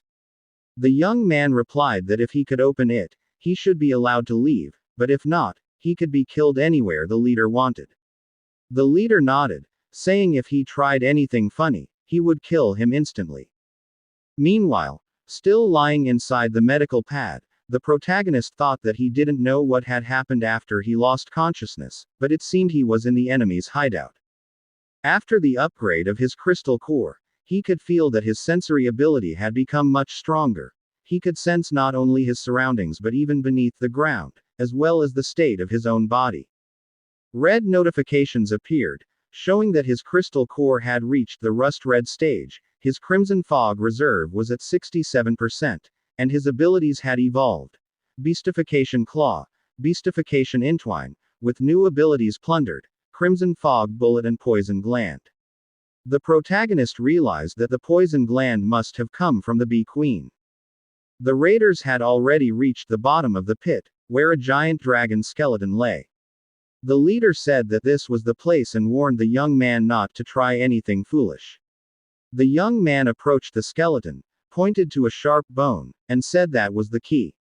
The leader ordered the box to be brought over, but before they could move it closer, the medical pad suddenly opened. As the dust cleared, someone shouted that the box had opened on its own. Before they could react, the protagonist used his poison gland. From his hand emerged a dark green smoke that quickly spread among the enemies. Watching the effect, he said it wasn't bad as a supportive skill for crowd control and seemed quite useful. The leader cursed and asked why there was a person inside, thinking that the protagonist had let himself be captured to infiltrate their hideout. The protagonist mocked them, saying they were a bunch of fools. The leader said he was a veteran warrior and that killing someone like him would be as easy as crushing an ant. He immediately attacked, shouting for the protagonist to go to hell. Before the strike landed, the protagonist activated his poison bean and punched the leader hard in the face, asking if that was all he had. The leader was sent flying, crashing into the wall so hard it almost broke. The young man beside them screamed, and the protagonist turned to look at him. With a terrifying smile and glowing red eyes, he asked if the young man wanted to try him. The young man couldn't respond and fainted. The protagonist noticed many aberrant skeletons around, all shattered and seemingly having killed one another. He realized that someone had deliberately thrown them all down there for a pit fight-like massacre. Looking up, he sensed Song Rui's electromagnetic signal about 10 floors above. He smiled faintly, crushed the sharp bone of the beast, and said that woman must be getting impatient as always. Above ground, the raider troops were exchanging gunfire with Song Rui's group. Officer Lin charged forward directly, even as bullets hit him. The enemies cursed, saying the man was bulletproof. As soon as Officer Lin closed the distance, he kicked one man in the face. After a while, a soldier reported to Captain Song Rui that they had secured the area but found no trace of the protagonist. Song Rui ordered them to continue searching. Officer Lin noticed the aberration claw marks nearby and thought there was a secret in that place.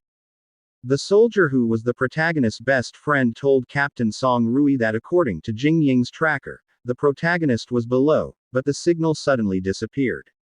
Song Rui asked what was going on and realized the medical pad might have been damaged. Before he could finish speaking, the protagonist suddenly appeared before them, carrying the unconscious young man from earlier, asking if everyone was all right. Officer Lin asked the protagonist if he was all right. He answered that he was fine now. Song Rui asked what was down there. The protagonist replied that it looked like an abandoned beast fighting arena. Officer Lin asked Captain Song Rui if they should investigate it. He replied that their priority was to retreat. They would arrange an investigation later. When the protagonist's close friend noticed the boy he was carrying, he asked who he was. But before he could answer, the boy suddenly woke up, jumped down in front of him, and grabbed the weapon behind his back. He moved quickly, attempting to stab him while shouting for him to die. The attack hit the protagonist hard in the chest, but he used partial beastification, scale armor. The front part of the boy's knife shattered, and the protagonist immediately caught it with one hand. He completely crushed the weapon. The boy fell to his knees in fear as the protagonist asked if he was that desperate to die. The boy gritted his teeth in anger while being held by the neck.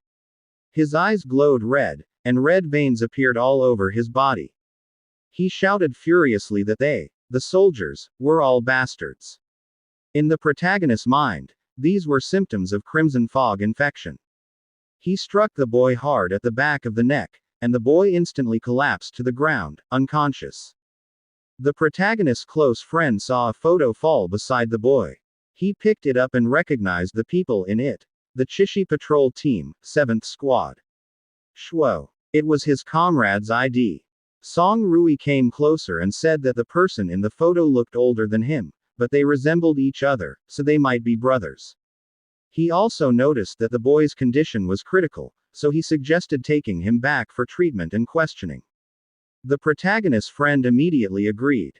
The protagonist thought that the infection had already passed the first stage. He placed his palm on the boy's back, thinking that if he could absorb the crimson fog energy in his body, he might be able to save him. The scene shifted to Hucheng, Special Response Unit, Blazing Blood Barracks. A guard reported that they had returned and told another guard to inform young Master Zhang. His companion replied yes and hurried off. Song Rui called Officer Lin and ordered him to bring Jin Ying to the medical bay immediately. He promptly replied, "Yes, sir." But suddenly, a hand blocked their way, asking what was going on. The man apologized to them both and said that according to the latest quarantine regulations, all personnel returning from high-risk Crimson Fog zones must immediately undergo quarantine inspection. The protagonist asked when this policy was implemented. The guard replied that it was an order from their superiors. He asked them to cooperate, undress, and undergo full disinfection and examination. Song Rui approached the guard, asking who exactly gave this supposed superior order. He was their commanding officer, Song Rui. He told the guard to have his superior report to him immediately. Before the guard could answer, Zhang Jin suddenly arrived, asking who was refusing to cooperate with the inspection.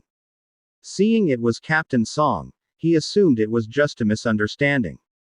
He wondered why Song Rui had returned with the protagonist. Song Rui angrily asked if he was the one who ordered the logistics soldiers to do this. Zhang Jin explained that he was in charge of quarantine safety for the new soldiers. Captain Song and researcher Jin were veterans of the Special Response Unit, so of course, they didn't need to be checked. He further explained to the protagonist that this was for the safety of the entire barracks and asked for his cooperation. Song Rui shouted that there was no need, releasing a purple aura from his body as his eyes glowed. He demanded to know who Zhang Jin thought he was to give orders here. He was not the one in charge. Zhang Jin was left speechless in fear. The three of them continued walking, led by Song Rui, who told them to ignore him. But Zhang Jin still stopped them, pointing at the boy being carried by the protagonist's friend. He asked if they planned to bring that filthy creature into the barracks. The protagonist's friend replied that he was not a filthy creature, he was the brother of his fellow soldier. With a smirk, Zhang Jin said that he came from the patrol team. Trash should go to the garbage, so he ordered the guards to seize him. The protagonist's friend refused, but Zhang Jin asked if he was defying a direct order. Song Rui was about to speak, but the protagonist stopped him. He activated his poison gland and told Song Rui that he would handle this. The protagonist grabbed Zhang Jin by the shoulder and told him to stop. Zhang Jin asked if he was defying him, but then froze as he suddenly felt something strange in his body. He realized it was poison. He wondered when it happened. With a calm smile, the protagonist said that he knew Zhang Jin didn't like him, but his methods were too low. He advised him to step back while he still could. He told him to look at himself. Just a few words and he was already lying down. The protagonist called two guards and told them to take Zhang Jin back to rest. One guard approached his team leader, asking what happened. Zhang Jin thought to himself that the protagonist won this time. He would just wait. As they walked away, Song Rui asked what he had done. The protagonist answered that he shouldn't worry, Zhang Jin just wouldn't be able to stand for a few days. The scene shifted to the medical laboratory. Jin Ying said that her combat suit had been intentionally coated with a slow-acting corrosive agent. Its protective functions had failed after being exposed to a high concentration of crimson fog. Song Rui's father replied that there might be a mole who didn't want Jin Ying to return alive. He added that the protagonist was also one of the targets. The protagonist said he believed he was the main target, and Jin Ying was only caught up in it. Song Rui's father said that until everything was clear, both of them were suspended from all field missions. Jin Ying's father said that it seemed they had some pests to eliminate at headquarters. He hoped Song Rui's father could assign trustworthy people to protect his daughter and the protagonist. If anything else went wrong, both of them would be in danger. Song Rui's father replied that he understood. He told Song Rui that for now, his primary duty was to ensure their complete safety. Song Rui answered that he understood, father. A few days later, the protagonist sat and gazed up at the sky, thinking about the suspended field mission, the mole in the army, Zhang Jin from the city defense team, and Shuo from the patrol team. What should he do now? His thoughts were interrupted when his friend arrived and called him Brother Yen. The protagonist asked what was wrong, what happened. His friend whispered that while examining the boy, he found a picture. The woman in the photo looked like his sister. The protagonist shouted in shock, asking if he was sure. He gripped his friend's hand tightly, causing him to scream in pain and say that his arm was about to break. The protagonist and his friend immediately went to where the boy was. When they opened the door, his friend quickly asked the doctor, what was his condition? The doctor replied that his condition was stable for now, but he still needed to be observed. However, his infection had been extremely severe when he first arrived. The doctor wondered how it had suddenly subsided in the past few days. The protagonist approached the boy and extended his hand. The doctor noticed this and asked what he was doing. He replied, "Sorry, doctor. This is an Ember Blood internal investigation." He politely asked the doctor to step aside for a moment. The doctor said that he knew the protagonist was a raider, but the sudden disappearance of the infection symptoms was strange. Before he could finish speaking, the protagonist said that he knew. He thought to himself that he was the one who removed the crimson fog from the boy's body. While looking at the photo taken from the boy, he silently uttered in his mind the name of his sister, Shuo. When the boy saw this, he asked the protagonist what he was doing. He said this is photo of his brother. The protagonist showed the picture to the boy, pointing at the woman in it, and asked where he had seen this woman. The boy answered, 6 months ago, at the refugee resettlement center. The protagonist asked where she was now. He replied that he didn't know. He didn't know. They were all gone. The red marks began to appear again on the boy's face as he struggled, shouting that even his brother. She promised to wait for him in the city. He promised he would come back soon. When the protagonist heard this, he remembered the promise he made to his own sister. His thoughts were interrupted when his friend said that Shuo was the one assigned to evacuate the refugees back then, but he was given another mission in the middle of the transfer and disappeared afterward. The protagonist was puzzled by his disappearance and asked why he was given another mission in the middle of his original duty. His friend replied that he was not sure either. They would need to check the mission files from that time for details.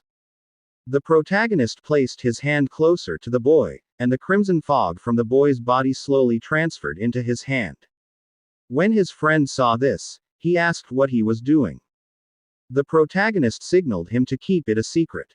In his friend's mind, that's why the infection suddenly healed. The protagonist told the boy that he would help him find his brother. But he needed to tell him everything he knew about himself and the woman in the photo, 6 months ago. The boy asked if he told him about the woman, would he really help him find his sister? As the protagonist handed the photo back to him, he said to try trusting him. The boy asked if he had done something to him. The protagonist replied that he believed it would benefit them both. The boy closed his eyes and agreed, explaining that it happened 6 months ago. The scene shifted to the base cafeteria. While they were eating, his friend asked if he was really going back. He answered, of course. Shuo had been missing for more than half a year. He couldn't wait any longer. His friend asked, what about Captain Song? He said there was a mole in the military, someone who wanted to harm him. That's why he sent him to follow him and report any information. The protagonist answered seriously that he came here for Shuo. Nothing would stop him. Suddenly, a voice behind him said, who said anyone would stop you? Song Rui and Jin Ying appeared behind him.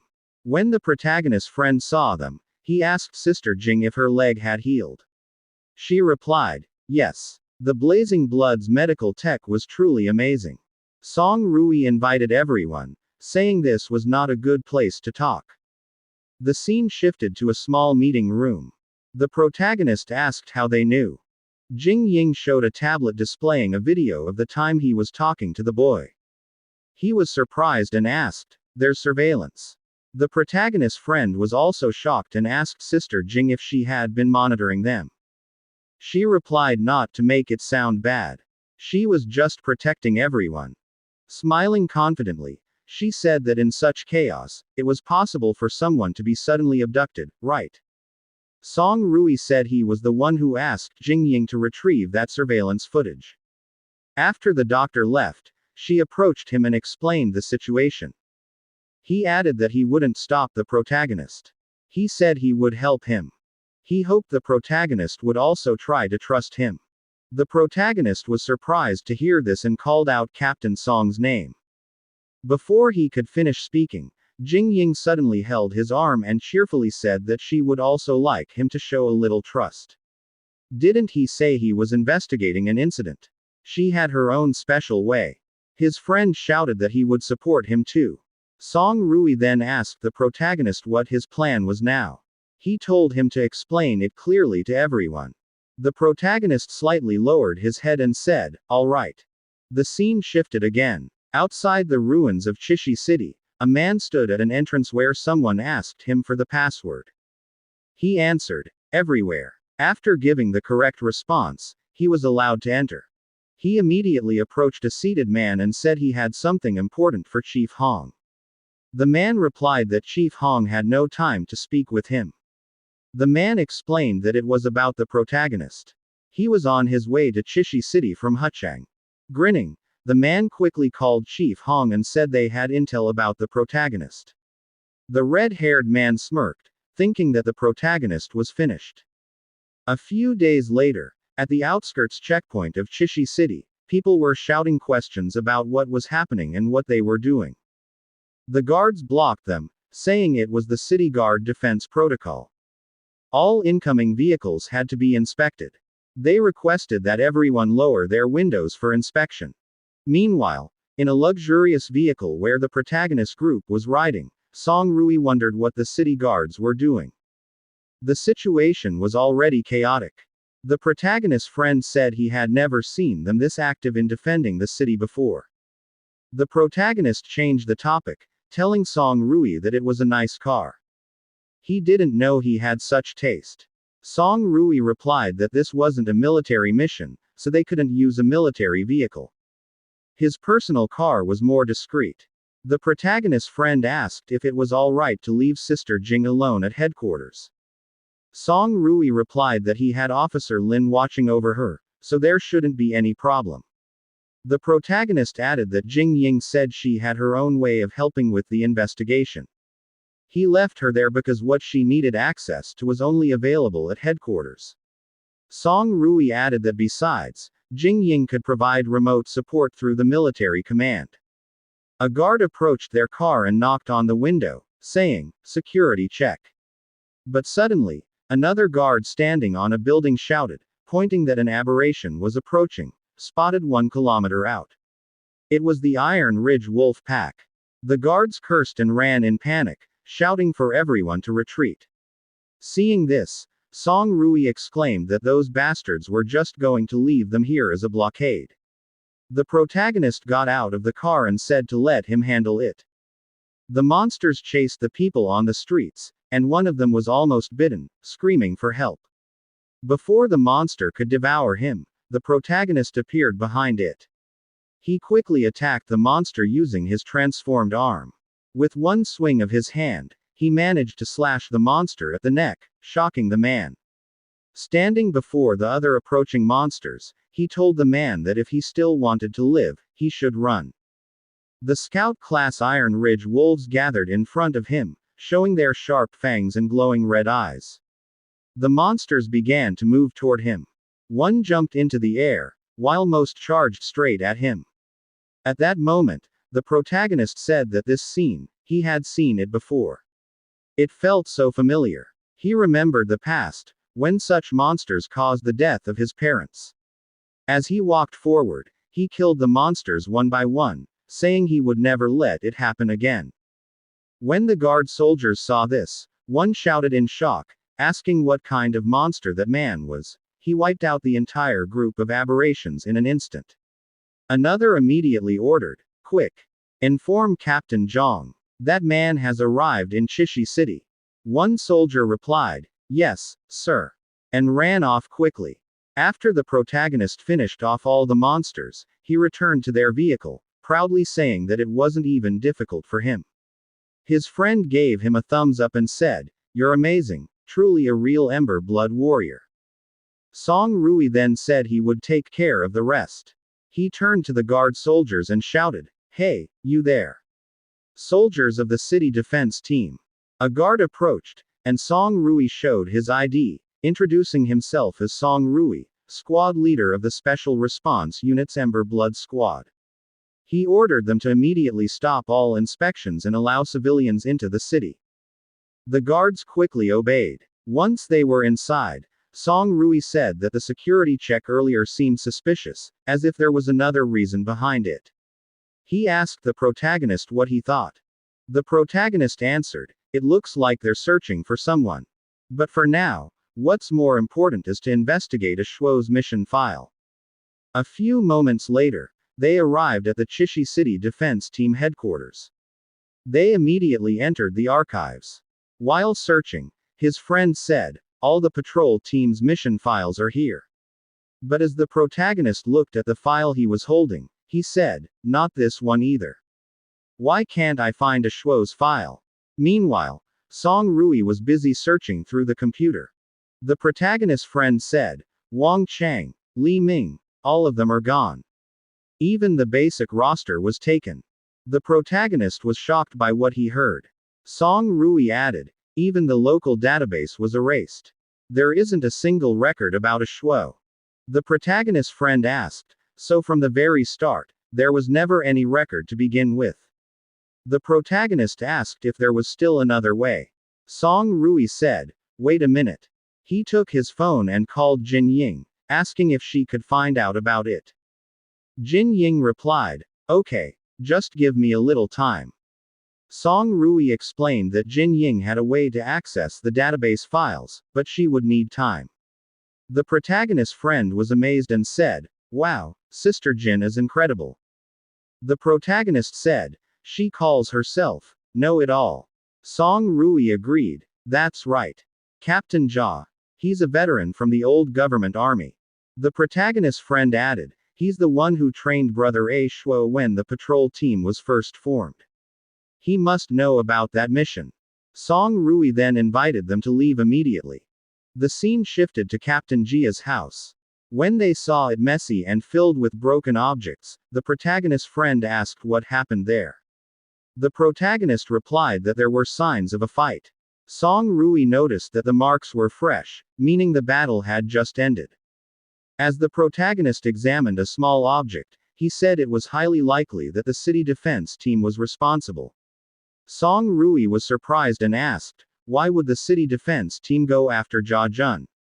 The protagonist's friend explained, "Before, Brother Yan confronted Captain Zhang Shi of the city defense team and chained him in blood. It's clearly revenge." The protagonist said, "It seems all their actions are targeted at me. The inspection earlier was to make sure I entered the city." He added, "If that's the case, then let's face them head on." As they exited the building, two people approached them. One of them called out, "Officer Song," saying he finally found him. Song Rui asked who he was. He introduced himself as Officer Li Ben of the Chishi City Defense Team. He said he received a report that they were coming to Chishi City. He also explained that Captain Jia Jun of the patrol team under his command had gone missing during an outside mission, and he asked for their help in searching and rescuing him. Song Rui replied that it was their army's duty. Why would they help in the search? Li Ben explained that they didn't know what was happening, but aberration activity around the city had become strange, and their regular forces could no longer handle the fight. The protagonist looked at Song Rui. They exchanged glances and understood each other. Song Rui agreed to help with the search but added that Li Ben must accompany them. Upon hearing that, Li Ben said it wasn't a good idea. He was nervous and admitted that he might only get in their way. But Song Rui asked if he was refusing. It wasn't a request. It was an order. If he refused, he could be punished for insubordination. Li Ben froze and didn't dare say no. Song Rui immediately ordered, "Put him in the vehicle." The scene shifted to outside the city. The protagonist asked Li Ben, "Earlier you said aberration activity has been intense these past few days. If that's the case, why did you still send Captain Jia on that mission?" Don't tell me, you intentionally sent him to his death. Li Ben stammered. What? That's not true. He explained that Captain Jia himself requested it. A few moments later, they arrived at the location. Li Ben said, "We're here." The protagonist noticed something strange. Song Rui asked what was wrong. He said the area was filled with aberrations, but he couldn't smell any crimson fog. In Li Ben's mind, he was panicking, thinking, "We need to leave, now." The protagonist's friend noticed Li Ben acting strangely while holding his phone. He quickly approached him, asking, "What are you trying to do?" Li Ben answered that he had already brought them to the incident site, so his job was done. He said he had already called his squad to pick him up. As he walked away, he said, "Tell Officer Song I'll leave the search and rescue to him. I'm leaving now." But the protagonist and Song Rui stopped him, telling him that he wasn't going anywhere. Song Rui sternly asked, "Tell us, what's your real purpose?" Before he could answer, a violent storm formed in the sky, with thunder crackling above them. Li Ben fell to the ground in fear, screaming that it was coming. Everyone looked up. Then, a powerful lightning bolt struck down from the heavens, hitting the ground in front of them and causing a massive explosion. Seeing this, Li Ben screamed that he didn't want to die yet. The protagonist said, "I was right. This is why there aren't any low-level aberrations around." Song Rui was shocked and realized, this is the Thunder Beast. Before them appeared an Overlord-class Thunder Beast, roaring fiercely as lightning surged around its entire body. The monster looked at them, its eyes gleaming with a terrifying light as its entire body slowly became wrapped in blazing lightning. They could feel the weight of the energy around them, and every spark of lightning cracked through the air like an explosion. The protagonist's friend stepped back, clearly frozen in fear. He shouted, "It's an Overlord class." They were almost deafened by the monster's roar. He couldn't believe what he was seeing. Why would a monster like this suddenly appear here? The protagonist replied in a cold tone, his eyes fixed on the creature. "Perhaps," he said, "the strange behavior of the monsters these past few days, along with the disappearance of the entire patrol team during their mission, these aren't just coincidences." While the protagonist was speaking, his friend noticed that Li Ben was quietly backing away. He slowly began to run, clearly trying to escape. Song Rui immediately noticed and shouted in a heavy voice, "Catch him! Don't let him get away!" Without hesitation, the protagonist's friend responded and chased after him. "Don't run!" he shouted. But as Li Ben ran, he yelled back nervously, "Why not? He doesn't want to die here for nothing." As he kept running, he glanced toward the monster. "It's gathering energy," he cried out. "The breath attack is coming." At that moment, the monster began to gather a bluish light in its mouth, an electric blue energy that crackled through the air, ready to explode at any second. Then, in an instant, the monster unleashed its devastating attack. The protagonist ducked low, almost scraping the ground to avoid it. Song Rui quickly leapt into the air, dodging the deadly surge of energy. The attack struck behind the protagonist, and with a massive explosion, the ground shook violently. The protagonist gasped. "Looks like getting out of here won't be that easy," he thought, staring at the monster as electricity built up in its body once again. Song Rui approached, weaponless, and said that he would hold the monster off while he retrieved his weapon. The protagonist nodded. "No problem," he said.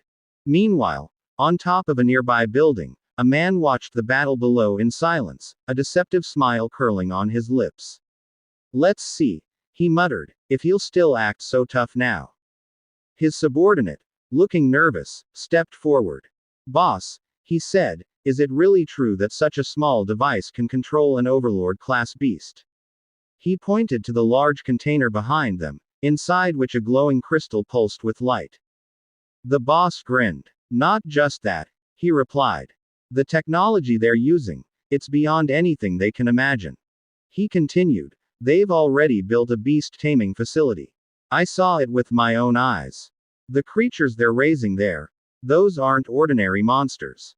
And once they capture the protagonist and hand him over, Chishi City will be mine. Meanwhile, in the middle of the battlefield, the protagonist charged forward. His eyes glowed red as he analyzed the creature's movement. It's an elemental-type beast, he murmured to himself. It fights using energy. He leapt onto the monster, gripping his weapon tightly, as energy began to gather in his transformed arm.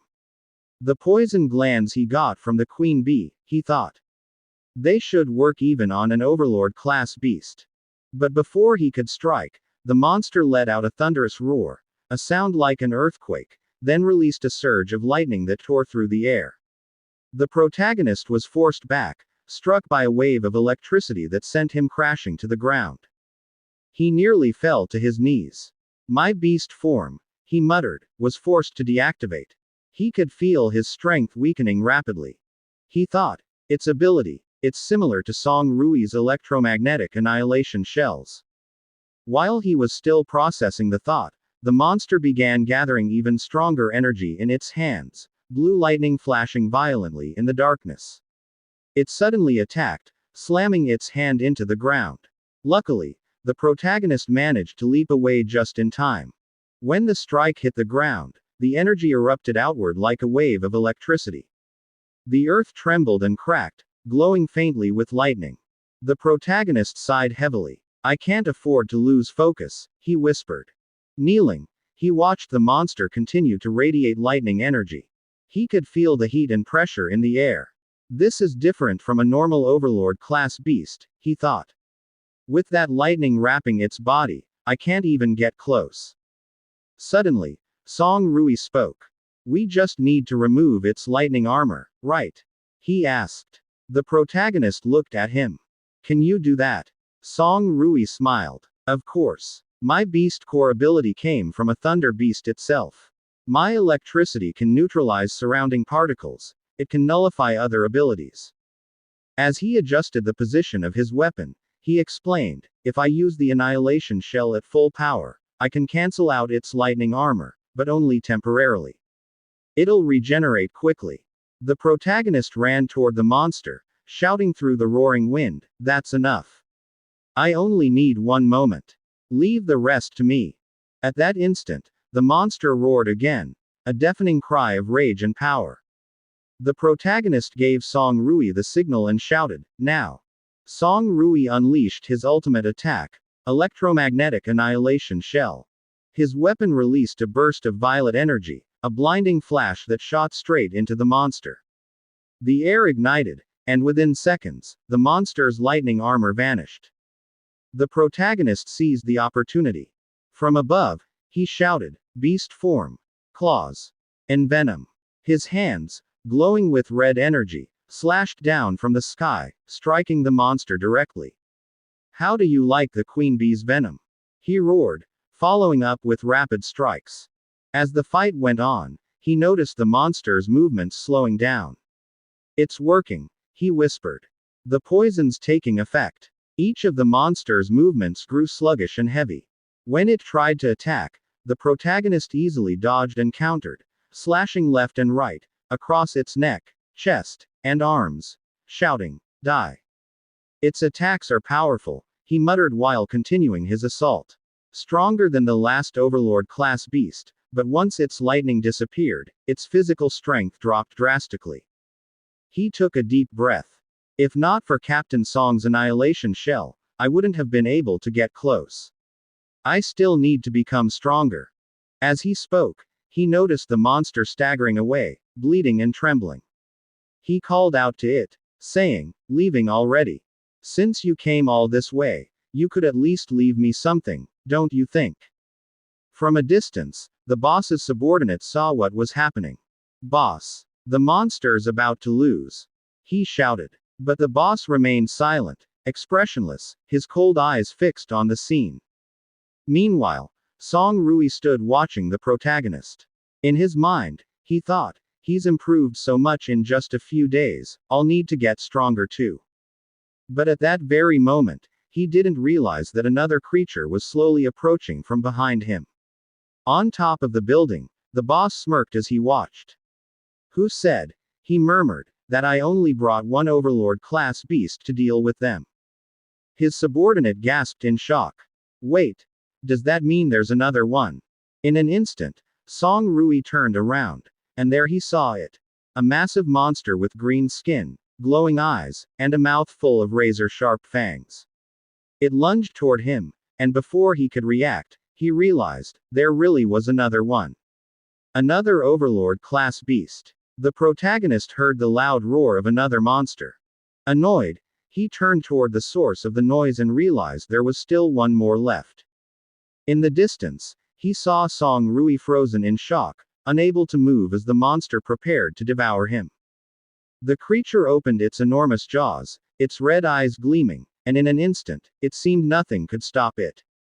But before Song Rui could be eaten, the protagonist quickly pushed him away with all his strength. Song Rui was thrown to the ground, his weapon flying from his hand as he cried out in pain. When he looked back, he saw the monster swallow the protagonist whole.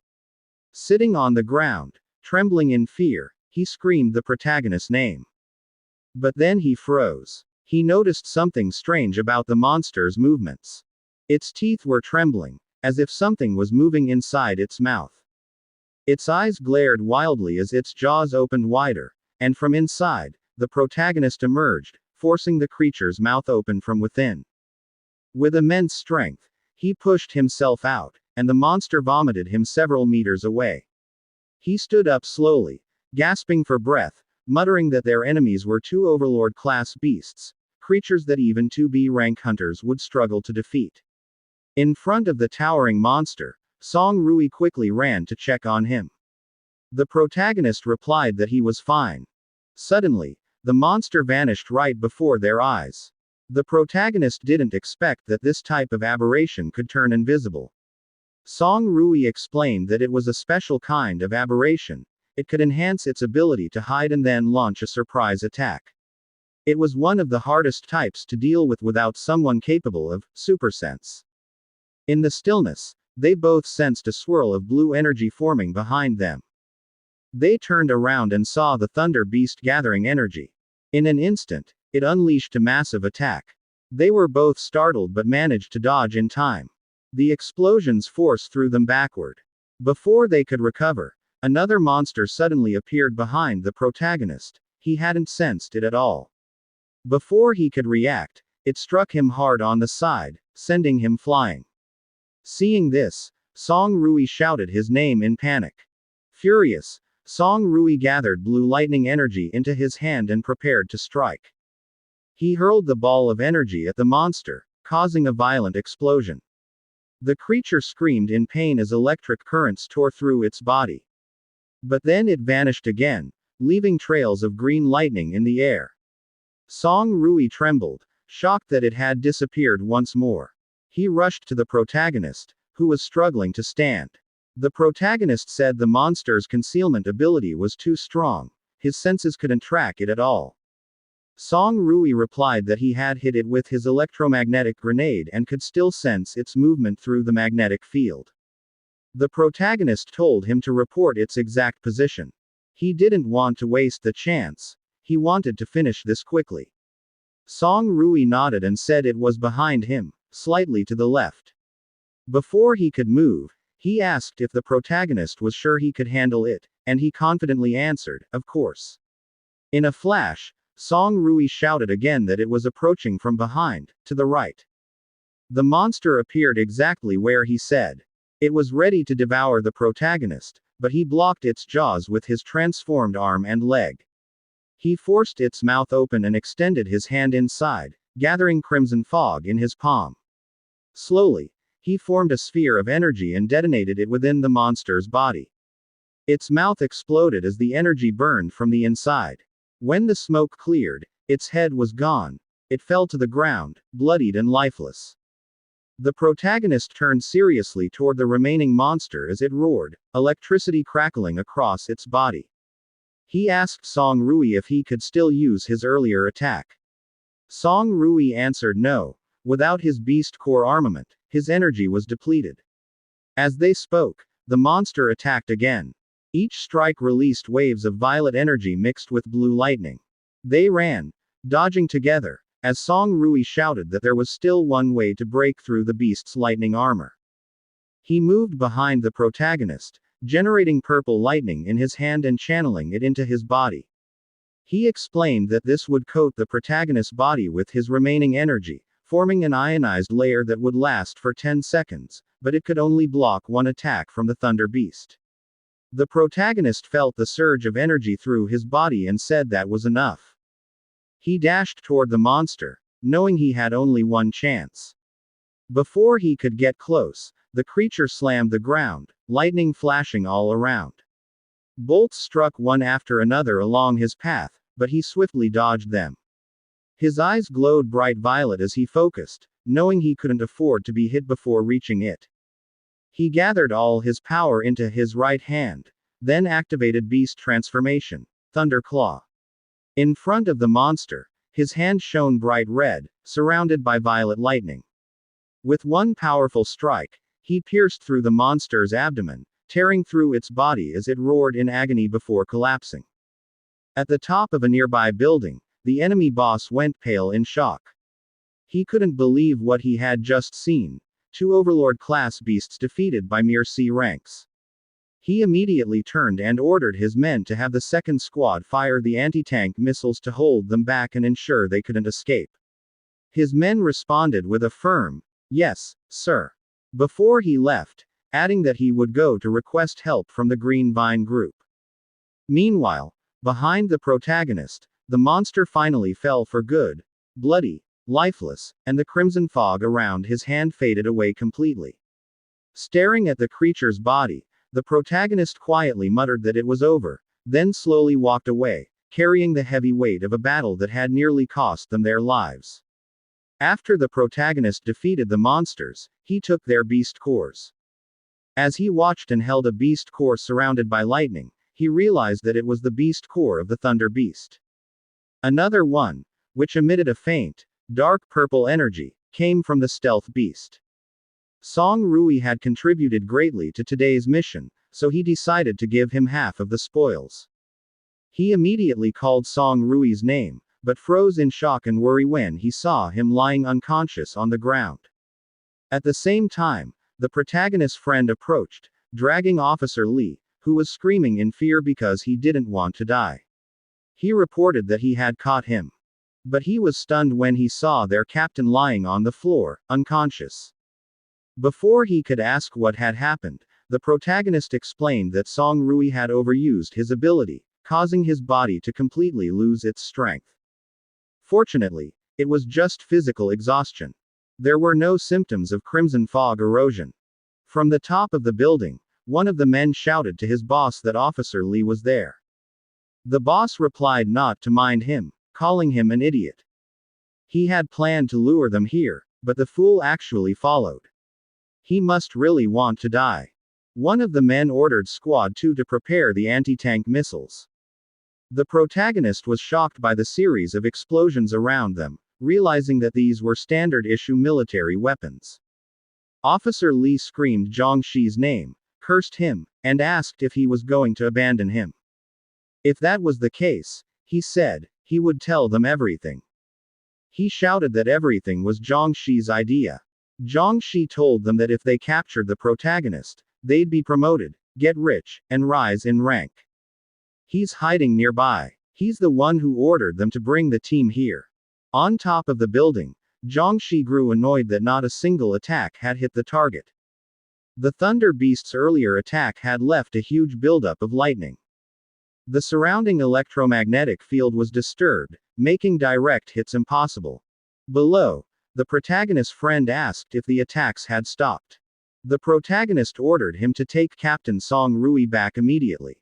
To call Jin Ying and tell her that Zhongshi of the Chishi City Defense Team betrayed them and attacked Captain Song Rui. He also told him to bring Officer Lee back and make sure a proper investigation was conducted. His friend nodded and said he understood. The protagonist added, "Tell Jin Ying to report this to the Chief of the General Staff of the Special Response Unit, Song Lian." His friend nodded again and quickly carried Song Rui to the vehicle. Before leaving, he invited the protagonist to get in, confused as to why he was still standing there. The protagonist angrily shouted, asking if he was stupid. If they all got in the same vehicle, they'd just become an easy target. He ordered him to leave, saying he'd take care of things here. His friend was about to speak but froze when he saw a fast approaching rocket heading their way. Before it could hit, the protagonist quickly kicked it away. While in midair, he asked his friend if he didn't trust him. Before he could answer, his friend cursed in disbelief after seeing the protagonist simply kick the rocket aside. Then he started the vehicle and shouted for the protagonist to be careful, Brother Yan. He promised to return as soon as Captain Song Rui was safe. Before the vehicle could get far, several rockets were also kicked away by the protagonist in different directions. One of Zhang Shi's men shouted that the protagonist had intercepted all their shots. He's heading straight toward them. Zhang Shi stepped back in fear and ordered his men to hurry and stop him. The Green Vine people are coming. One of the men was startled when a red blur suddenly flashed past him. Before they could react, they all fell to the ground one by one, unable to keep up with the protagonist's speed. Zhang Shi's eyes widened in fear, wondering how this man could be so strong. He could still fight even after killing 2 Overlord-class beasts. Before he could escape, the protagonist kicked him hard on the thigh. Before he hit the ground, the protagonist used his Beastification claw, grabbing Zhang Shi by the neck and slamming him violently into the floor. He greeted him and said that it had been a while since they last met. Zhang Shi stammered and called him Lord Hao, begging for his life, saying he had no choice. That there were powerful people involved in this. The protagonist ignored him and said he had meddled in things he shouldn't have. But before he could finish, a powerful punch struck his face, sending him flying back. A masked man appeared beside Zhang Shi. It was Lu Feng, a B-rank warrior from the Green Vine group. With a mocking tone, he asked if the rats these days had learned to talk so big. Zhang Shi smiled in relief. Finally, his savior had arrived. He thanked his lord for saving him. As the protagonist stood up, he asked who the man was. Lu Feng answered that he didn't need to know. The protagonist was shocked when the man suddenly vanished from his position. In an instant, he reappeared in front of him, launching a barrage of attacks so fast that the protagonist could barely react. He dodged and blocked as best as he could, trading blows, until Lu Feng gathered golden energy into his fist and prepared to strike. The protagonist couldn't dodge in time, and the attack hit him directly. The force sent him flying, wrapped in golden energy that streaked through the air, followed by a massive explosion.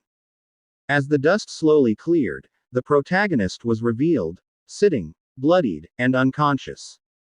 Lu Feng said the higher-ups had spoken highly of him, thinking he was tough. Turns out, he was just a rat from the sewers. He turned to Zhang Shi and said, even after giving him 2 Overlord-class beasts, he still lost to this trash. Trembling, Zhang Shi apologized in fear. Lu Feng turned away, saying he would leave the rest to him. He was going back. Zhang Shi nodded firmly, promising not to disappoint him this time.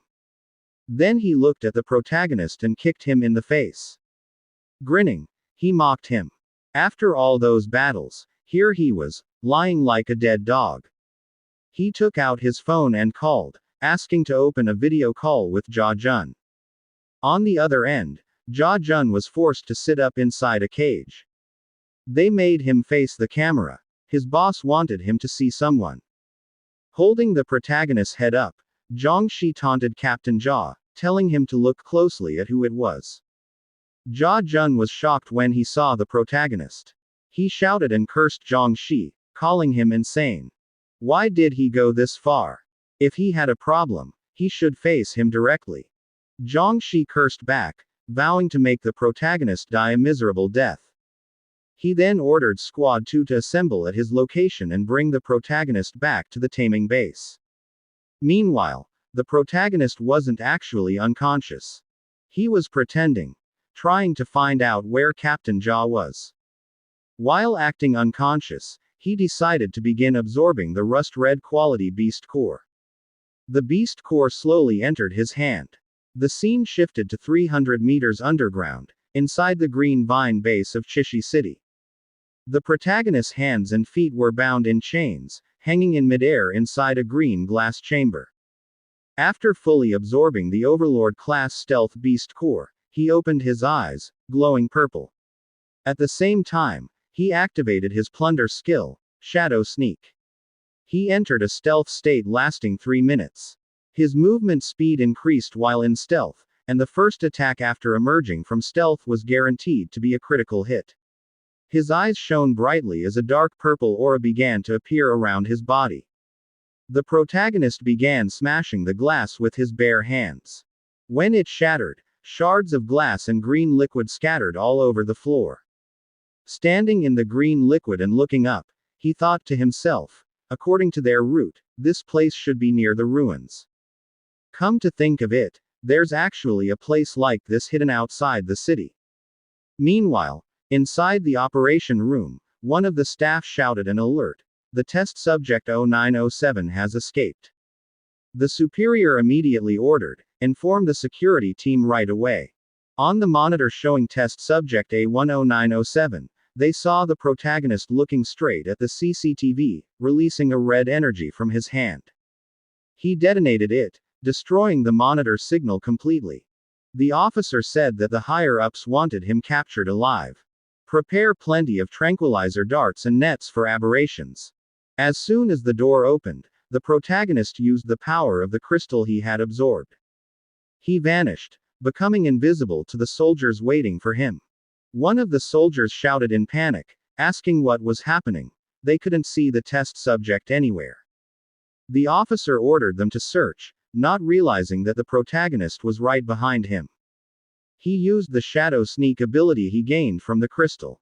The officer yelled in frustration that it took them so much effort to capture that test subject, and now he's gone. If they can't find him, they're finished. As the protagonist watched them, he thought that this skill was incredibly useful, but he could only maintain it for 10 minutes. He quickly ran off to find Captain Jaw. Inside the room where Captain Jaw was imprisoned, one guard wondered what was going on outside. Maybe a test subject escaped. Another guard said it wasn't their concern. Their job was only to guard and capture. If others failed to protect properly, that wasn't their problem. In an instant, the two guards fell to the floor. The protagonist broke the cell open and woke Captain Jaw. Jaw was shocked to see him. As the protagonist helped him up, Jaw smiled in relief, praising him, saying he knew this man wouldn't be taken down so easily. The protagonist thanked him, saying it was all because of the old captain's teachings. While sitting and drinking water, Captain Jaw listened as the protagonist said he was looking for him because of a Shuo's disappearance. He never thought Jaw would get dragged into it too. Captain Jaw replied that he was looking for a Shuo as well. The protagonist asked if he had found any clues, anything at all that could help. Jaw answered that it was more complicated than he thought. After forming the patrol team, many of their members were transferred by the city defense team to different, special missions. They never heard from them again. The higher-ups claimed they went missing during those missions. Jaw tried to investigate, but Zhongxi secretly interfered and made things difficult for him. The protagonist realized the situation ran deeper than expected. The city defense team didn't have this kind of power.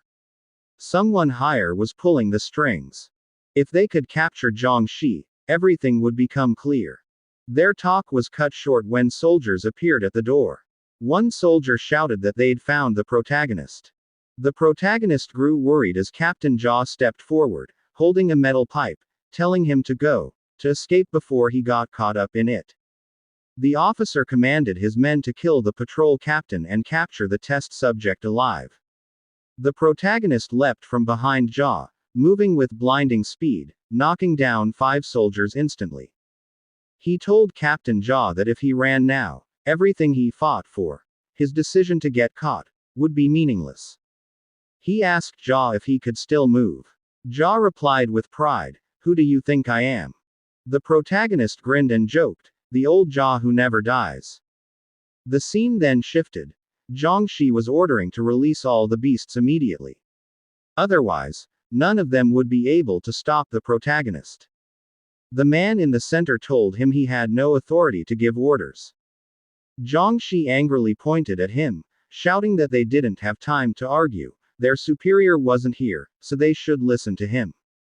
If the protagonist got past them, they were all dead. Captain Jia asked what was going on as they heard heavy footsteps and roaring all around them. Moments later, a group of monsters appeared. The protagonist told Jia to find a safe place to hide. As Jia ran off, he warned the protagonist to be careful. Using his Beastification claw, the protagonist faced the monsters, thinking that raising aberrations was a grave sin against humanity. It even looked like the two Overlord-class aberrations he'd fought before had been released. He launched a flurry of fast attacks, tearing through the monsters' bodies with his glowing red claws. Did they really think mere beasts could stop him? Meanwhile, Zhangxi and 3 others hurried to their vehicle. With a smug tone, Zhangxi said that if he hadn't done that, they wouldn't have been able to destroy the data. He smiled faintly, thinking that the number of aberrations he'd released should be enough to stall the protagonist. But suddenly, the wall behind him exploded. A flying chunk of stone slammed into him, sending him screaming in pain. Barely able to stand, his whole body trembling, he turned to see the protagonist emerge through the massive hole in the wall. Zhangxi cursed, realizing his companions were already driving away. He shouted that he wasn't inside yet. But they only told him that he was useless now. Inside the vehicle, the man holding the detonator smiled, telling Zhangxi to rest in peace. A massive explosion erupted in front of Zhangxi. He realized they had sacrificed him. As the protagonist approached, Zhangxi warned him not to come closer, saying he still had Captain Jia. But the protagonist didn't flinch. He grabbed Zhangxi by the neck and slammed him hard against the wall, demanding to know who was behind all of this, and what this place really was. Instead of answering, Zhangxi asked if the protagonist didn't care whether Jia Jun lived or died. Suddenly, Captain Jia appeared before them, shocking Zhangxi. He asked why the old man was there. With no way out, Zhangxi finally revealed that the man behind it all was named Mr. Hong, the one who ordered him to do everything. He didn't know the man's real identity, only that if he handed the protagonist over, he'd be rewarded with eternal wealth and honor. This place, Zhangxi said, was one of their branch bases, mainly used for raising aberrations and conducting handover tasks. With a cold look and glowing violet eyes, the protagonist asked if they had been secretly monitoring him all along, if they knew about his investigation into the patrol team's files and immediately altered them. Zhangxi denied knowing anything about the investigation, saying it must have been a coincidence. But he admitted one thing. He knew where the missing patrol members had been taken. Mr. Hong was likely there too. He apologized, saying he would lead them to the place. A moment later, the protagonist spared his life. As Zhangxi opened a hidden passage, he explained that the main road had been destroyed by the beasts and buried under rubble, but there was still an underground path they could use. As they walked below, the protagonist thought about finding an opportunity to shake them off. If that didn't work, he'd lure them toward the green vine experts and let them be killed, borrowing someone else's knife. Captain Jia covered his nose from the foul smell. Meanwhile, Zhangxi wondered how this path was even formed. The place was filled with a strange, nauseating odor. Then the protagonist suddenly froze. He felt a heavy pressure all around. He could sense it coming from beneath the ground. Something massive was moving below. A long creature, with countless glowing red eyes. Inside the green vine crimson fog storage base, outside Chishi City, Song Rui entered and inspected the destroyed laboratory. Jin Ying approached him, accompanied by the protagonist's friend, who reported that he hadn't seen anything unusual in the area, except for piles of aberration corpses. He asked Song Rui, "Have you analyzed anything yet?" Song Rui replied, "The clues are too fragmented. I haven't been able to piece together the full picture." Angrily, Jin Ying demanded, How did the protagonist disappear if all we're doing is investigating a file? The protagonist's friend explained. Back then, we had a conflict with Zhang Shi from the city defense team over Captain Jia's case, but I never thought he would actually dare to act against the special response unit. Jin Ying sighed and said, I reported this to Uncle Song last night, and he seemed furious. From behind them, Officer Lin arrived, bringing Officer Li. He asked Captain Song, what should we do with this person? Song Rui replied, we still need information from him. The place they were hiding is empty. He asked, what other important details does he know about the mastermind he mentioned before? The officer answered, he doesn't know anything else. Zhang Shi rarely includes him in his plans. Jin Ying said, I know he has some secrets about Green Vine. If he admits them now, it can be treated as voluntary surrender. If not, we wait for a hole in his skull. Officer Li panicked and asked for a moment to think. He then revealed, Zhang Shi often enters the Crimson Fog storage system secretly under the Green Vine group. He was certain something was wrong in that place. Song Rui ordered, we leave now. And they immediately went to investigate. But Officer Lin stopped him. Wait a moment. The chief of the general has ordered our unit to Chishi City to suppress the rebellion. We can afford a little delay. Shouldn't we wait before acting? Song Rui replied, our main mission is not to suppress the rebellion, but to ensure Lu Jia's safety. He instructed the patrolman to escort Li Ben back to Chishi City to meet Instructor Lin, while the rest followed him to investigate. Scene shift. Crimson Fog storage system. Upon arrival, guards blocked them, preventing entry to the restricted area. Even though they were from the Blazing Blood Special Response Unit, they weren't allowed to enter without permission. Song Rui ignored them and slapped one of the guards hard, shouting for them to get out of the way. Once Song Rui's group passed, the guard immediately reported it to Lord Lu. Inside the Crimson Fog storage system, the guards reported to Lord Lu that the people from Blazing Blood had arrived. From above, Lord Lu saw Song Rui's group. As they surveyed the area, Song Rui warned, be careful. This could be one of the enemy's important strongholds. Suddenly, Jin Ying sensed a presence from above. Lord Lu attacked, smashing the floor with one powerful hand. Jin Ying dodged and leapt away. Lord Lu was slightly surprised by Jin Ying's speed. Interesting, he muttered. Song Rui prepared himself, drawing his knife, and asked, who is this? But the enemy ignored him and ran swiftly, targeting Jin Ying again. Officer Lin shouted a warning. Dangerous. He activated armament hardening, causing his arms to glow. The enemy's powerful punch struck Lin's arm, and the force made it hard for him to maintain his stance. Both he and Jin Ying were knocked back, pinned against the wall, screaming in pain.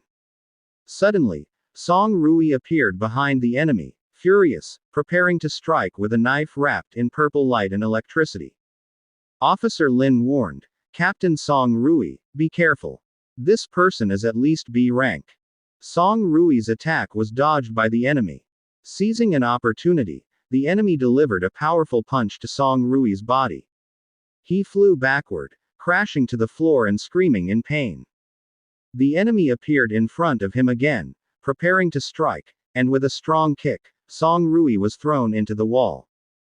Jin Ying, worried, was told by Officer Lin, the captain isn't good at close quarters combat. Without his aberration armament and firearms, he can't use his full strength. As the enemy clawed at Song Rui, he taunted, as this all Blazing Blood can do. Pathetic. Worse than the rat yesterday. He continued, not even that strong. Song Rui wondered how the protagonist had lost to someone like this. The enemy threw Song Rui into the air, questioning if he still wasn't dead. He raised his fist to strike again. Now, let's see who can take more hits, me or the mouse. Suddenly, a fist slammed hard into the enemy's face.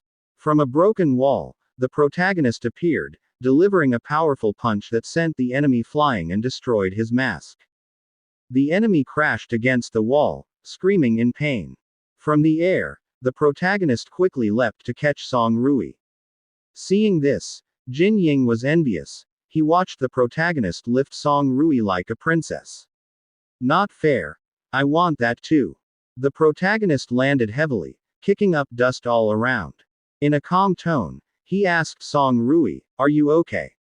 Song Rui only answered with the protagonist's name, holding tightly to his chest. While the protagonist was carrying Song Rui, the latter anxiously asked if he was okay. The protagonist only smiled in response and asked back if Song Rui was fine as well. Jin Ying, furious, shouted at the two of them, asking how long they planned to flirt around when they had a serious problem to deal with. The enemy whose mask had been torn off glared with eyes burning in anger. He demanded to know what had happened, and when he saw the protagonist, he furiously asked why he was there. The protagonist calmly replied that he was there because an old friend had brought him. From the broken wall, Officer Jia and Zhongxi emerged. Upon seeing them, Lord Lu cursed loudly, especially at Zhongxi, whom he called a traitor. Zhongxi tried to defend himself, saying he had been forced and had no choice. Enraged, Lord Lu instantly appeared before him, his eyes glowing as he gathered energy in his hands, shouting that someone like Zhongxi deserved to die. Terrified, Zhongxi begged for help. The protagonist stepped in, blocking Lord Lu's punch with one hand. "He can't die yet," the protagonist said coldly.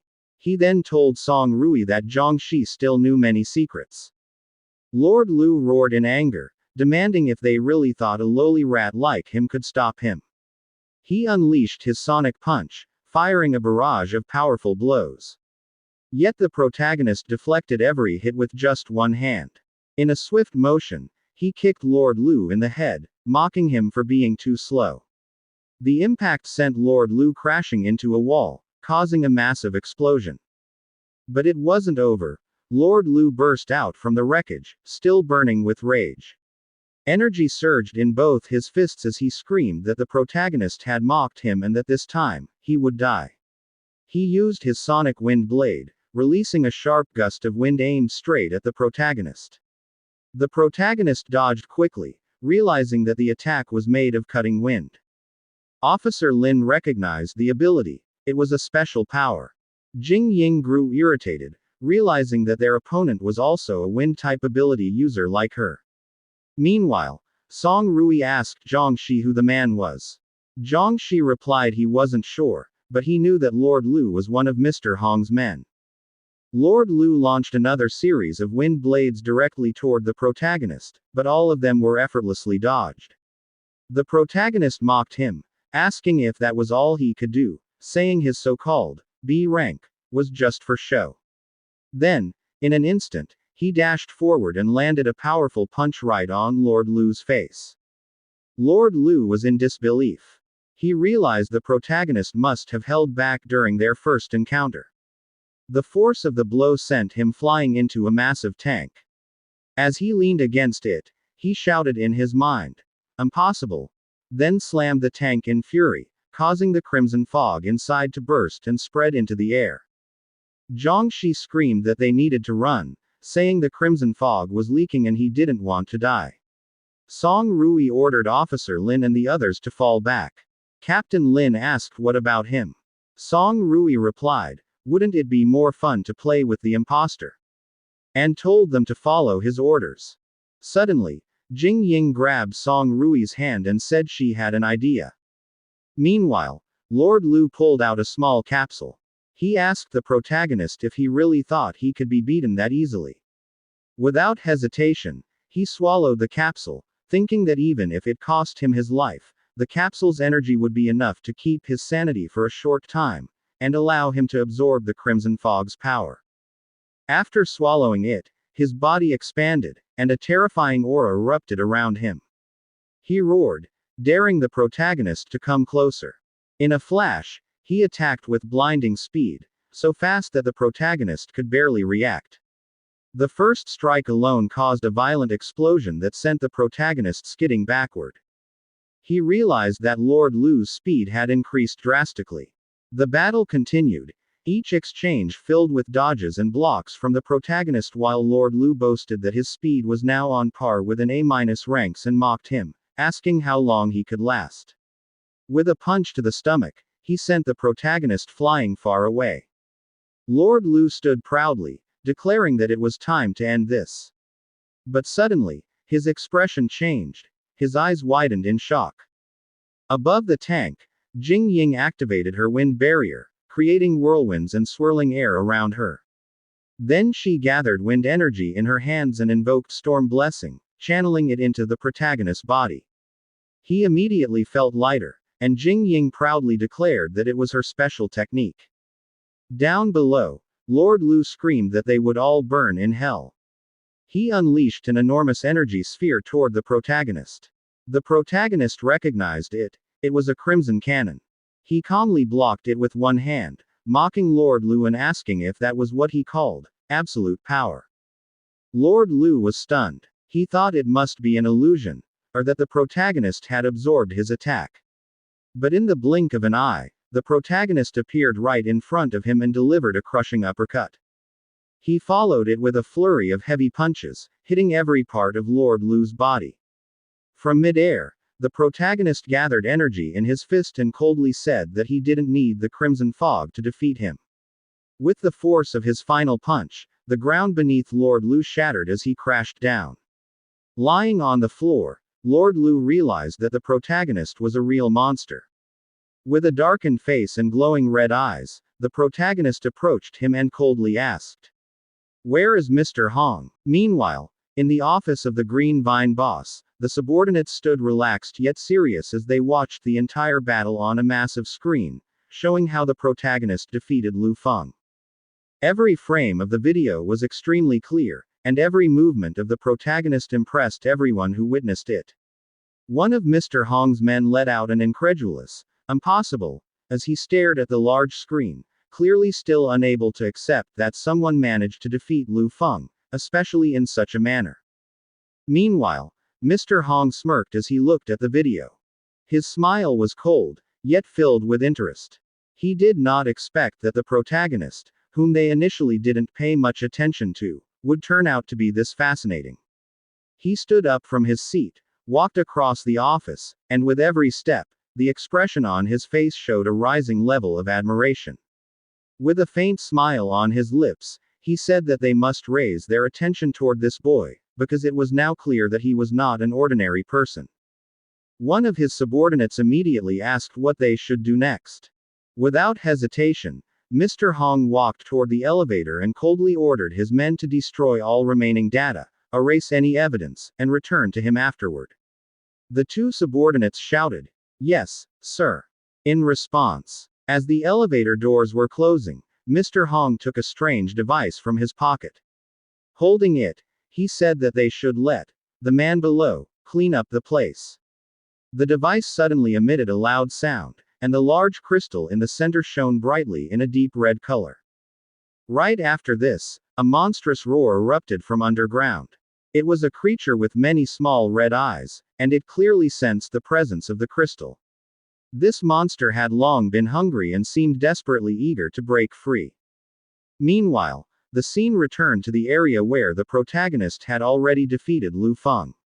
He was asking him where Mr. Hong was, but his opponent could no longer speak, having already lost consciousness. Jin Ying approached and examined his body. As she poked him with her stick, she told the protagonist that he couldn't answer anymore due to the excessive attack he used. The protagonist scratched his head and said that he hadn't even used his full strength. He immediately turned to Zhongxi and asked where the members of the patrol team, who were supposed to be with them, were. Zhongxi answered without hesitation that he would take them downstairs. They began walking down the stairs until they reached the final door. Zhongxi pointed at the door and said that the people were inside. He added that a password was needed to open it, and unfortunately, he didn't know what it was. But the protagonist smirked confidently and said it wasn't needed anymore. With a swift motion, he kicked the door with immense force, and it opened. Upon entering, he asked Zhongxi again if everyone was inside. Jiangxi could only reply that he didn't know because he was only ordered to bring people there, and he knew nothing else. As they walked, the protagonist suddenly stopped. Song Rui noticed and asked what the problem was. The protagonist turned and pointed at a large door labeled NSIA. He said he could sense people inside it. He added that the door couldn't be forced open because it might injure the people within. Jin Ying approached with a confident smile and said she would handle it. As the protagonist watched Jin Ying begin unlocking the door using her laptop, he asked her if she could really do it. Jin Ying replied that she was an expert at this and had carefully studied all the necessary details. Moments later, a soft beep was heard, and the door slowly opened. They were met with the sight of a large group of people trapped inside a massive device. Jin Ying covered her mouth in shock, while Officer Lin suddenly shouted, calling the ones responsible, bastards. Song Rui, furious, released streaks of lightning from his body. He held Jiangxi back and asked what they were supposed to do with the people. But Jiangxi still had no answers, because he was only ordered to bring people there and knew nothing else. Officer Jia suddenly shouted, pointing at a man inside the device, "A Shuo." Because of this, the protagonist immediately prepared himself. He gathered red energy in his hand, ready to destroy the device and free the man. But Jin Ying stopped him. She explained that it was a life support device. If they destroyed it, how would they save everyone? They needed specialized equipment, so she suggested reporting it to the technical bureau first. Song Rui made a call. During the call, someone informed him that Instructor Lin had arrived in Chishi City. Song Rui paused for a moment, then immediately ordered that they take him to the Crimson Pug storage base. After ending the call, Officer Lin pointed at a glowing device. When they approached it, the glow suddenly weakened and disappeared. Everyone stared, confused. Then Jiangxi suddenly collapsed to the floor in fear. He realized what the object was. Jin Ying stepped closer to inspect the large crystal. She said it was unusual and seemed to contain a high concentration of crimson fog. Before she could finish analyzing it, the ground shook violently. At first, they thought it was an earthquake, but the protagonist quickly understood that a creature was trying to break free. He shouted at Jin Ying to move away, and when she turned, she was nearly struck by an attack. The protagonist kicked her out of the way with force. A monster appeared before them, and Officer Lin realized that it was Lu Feng, transformed. It had undergone beastification, a monstrous version of himself. Song Rui explained that because he forcibly inhaled the crimson fog, he suffered an extreme side effect and mutated into a monstrous form. As Song Rui observed him, he noticed that he resembled his uncle. The protagonist quickly took the red stone from the container and explained that it was bait. This was the purpose of the device, to lure aberrations. And in his opinion, something even more dangerous might be on its way. He ran swiftly, saying they needed to lure the creature away. If not, the entire area would be destroyed. Song Rui followed and instructed Officer Lin to protect the place. The protagonist ran out of the building, the monster chasing behind him. They didn't notice the helicopter observing from above. Inside it, Mr. Hong smiled as he sipped his drink. He said he wanted to see what other surprises the protagonist could show. If he could pass this test, he would be worthy of being studied. Once the protagonist and Song Rui were far enough, the protagonist threw the red crystal into the air. The monster quickly followed it. But before it could reach the crystal, an enormous creature emerged from underground. It opened its massive mouth and swallowed both the crystal and the monster whole. Then, it slowly looked down, right toward the spot where the protagonist and Song Rui stood, their eyes wide in shock at the sight before them. The chapter ends here. Watch out for our upcoming uploads. Don't forget to like, share, subscribe, and click the notification bell so you'll always be updated on our future videos.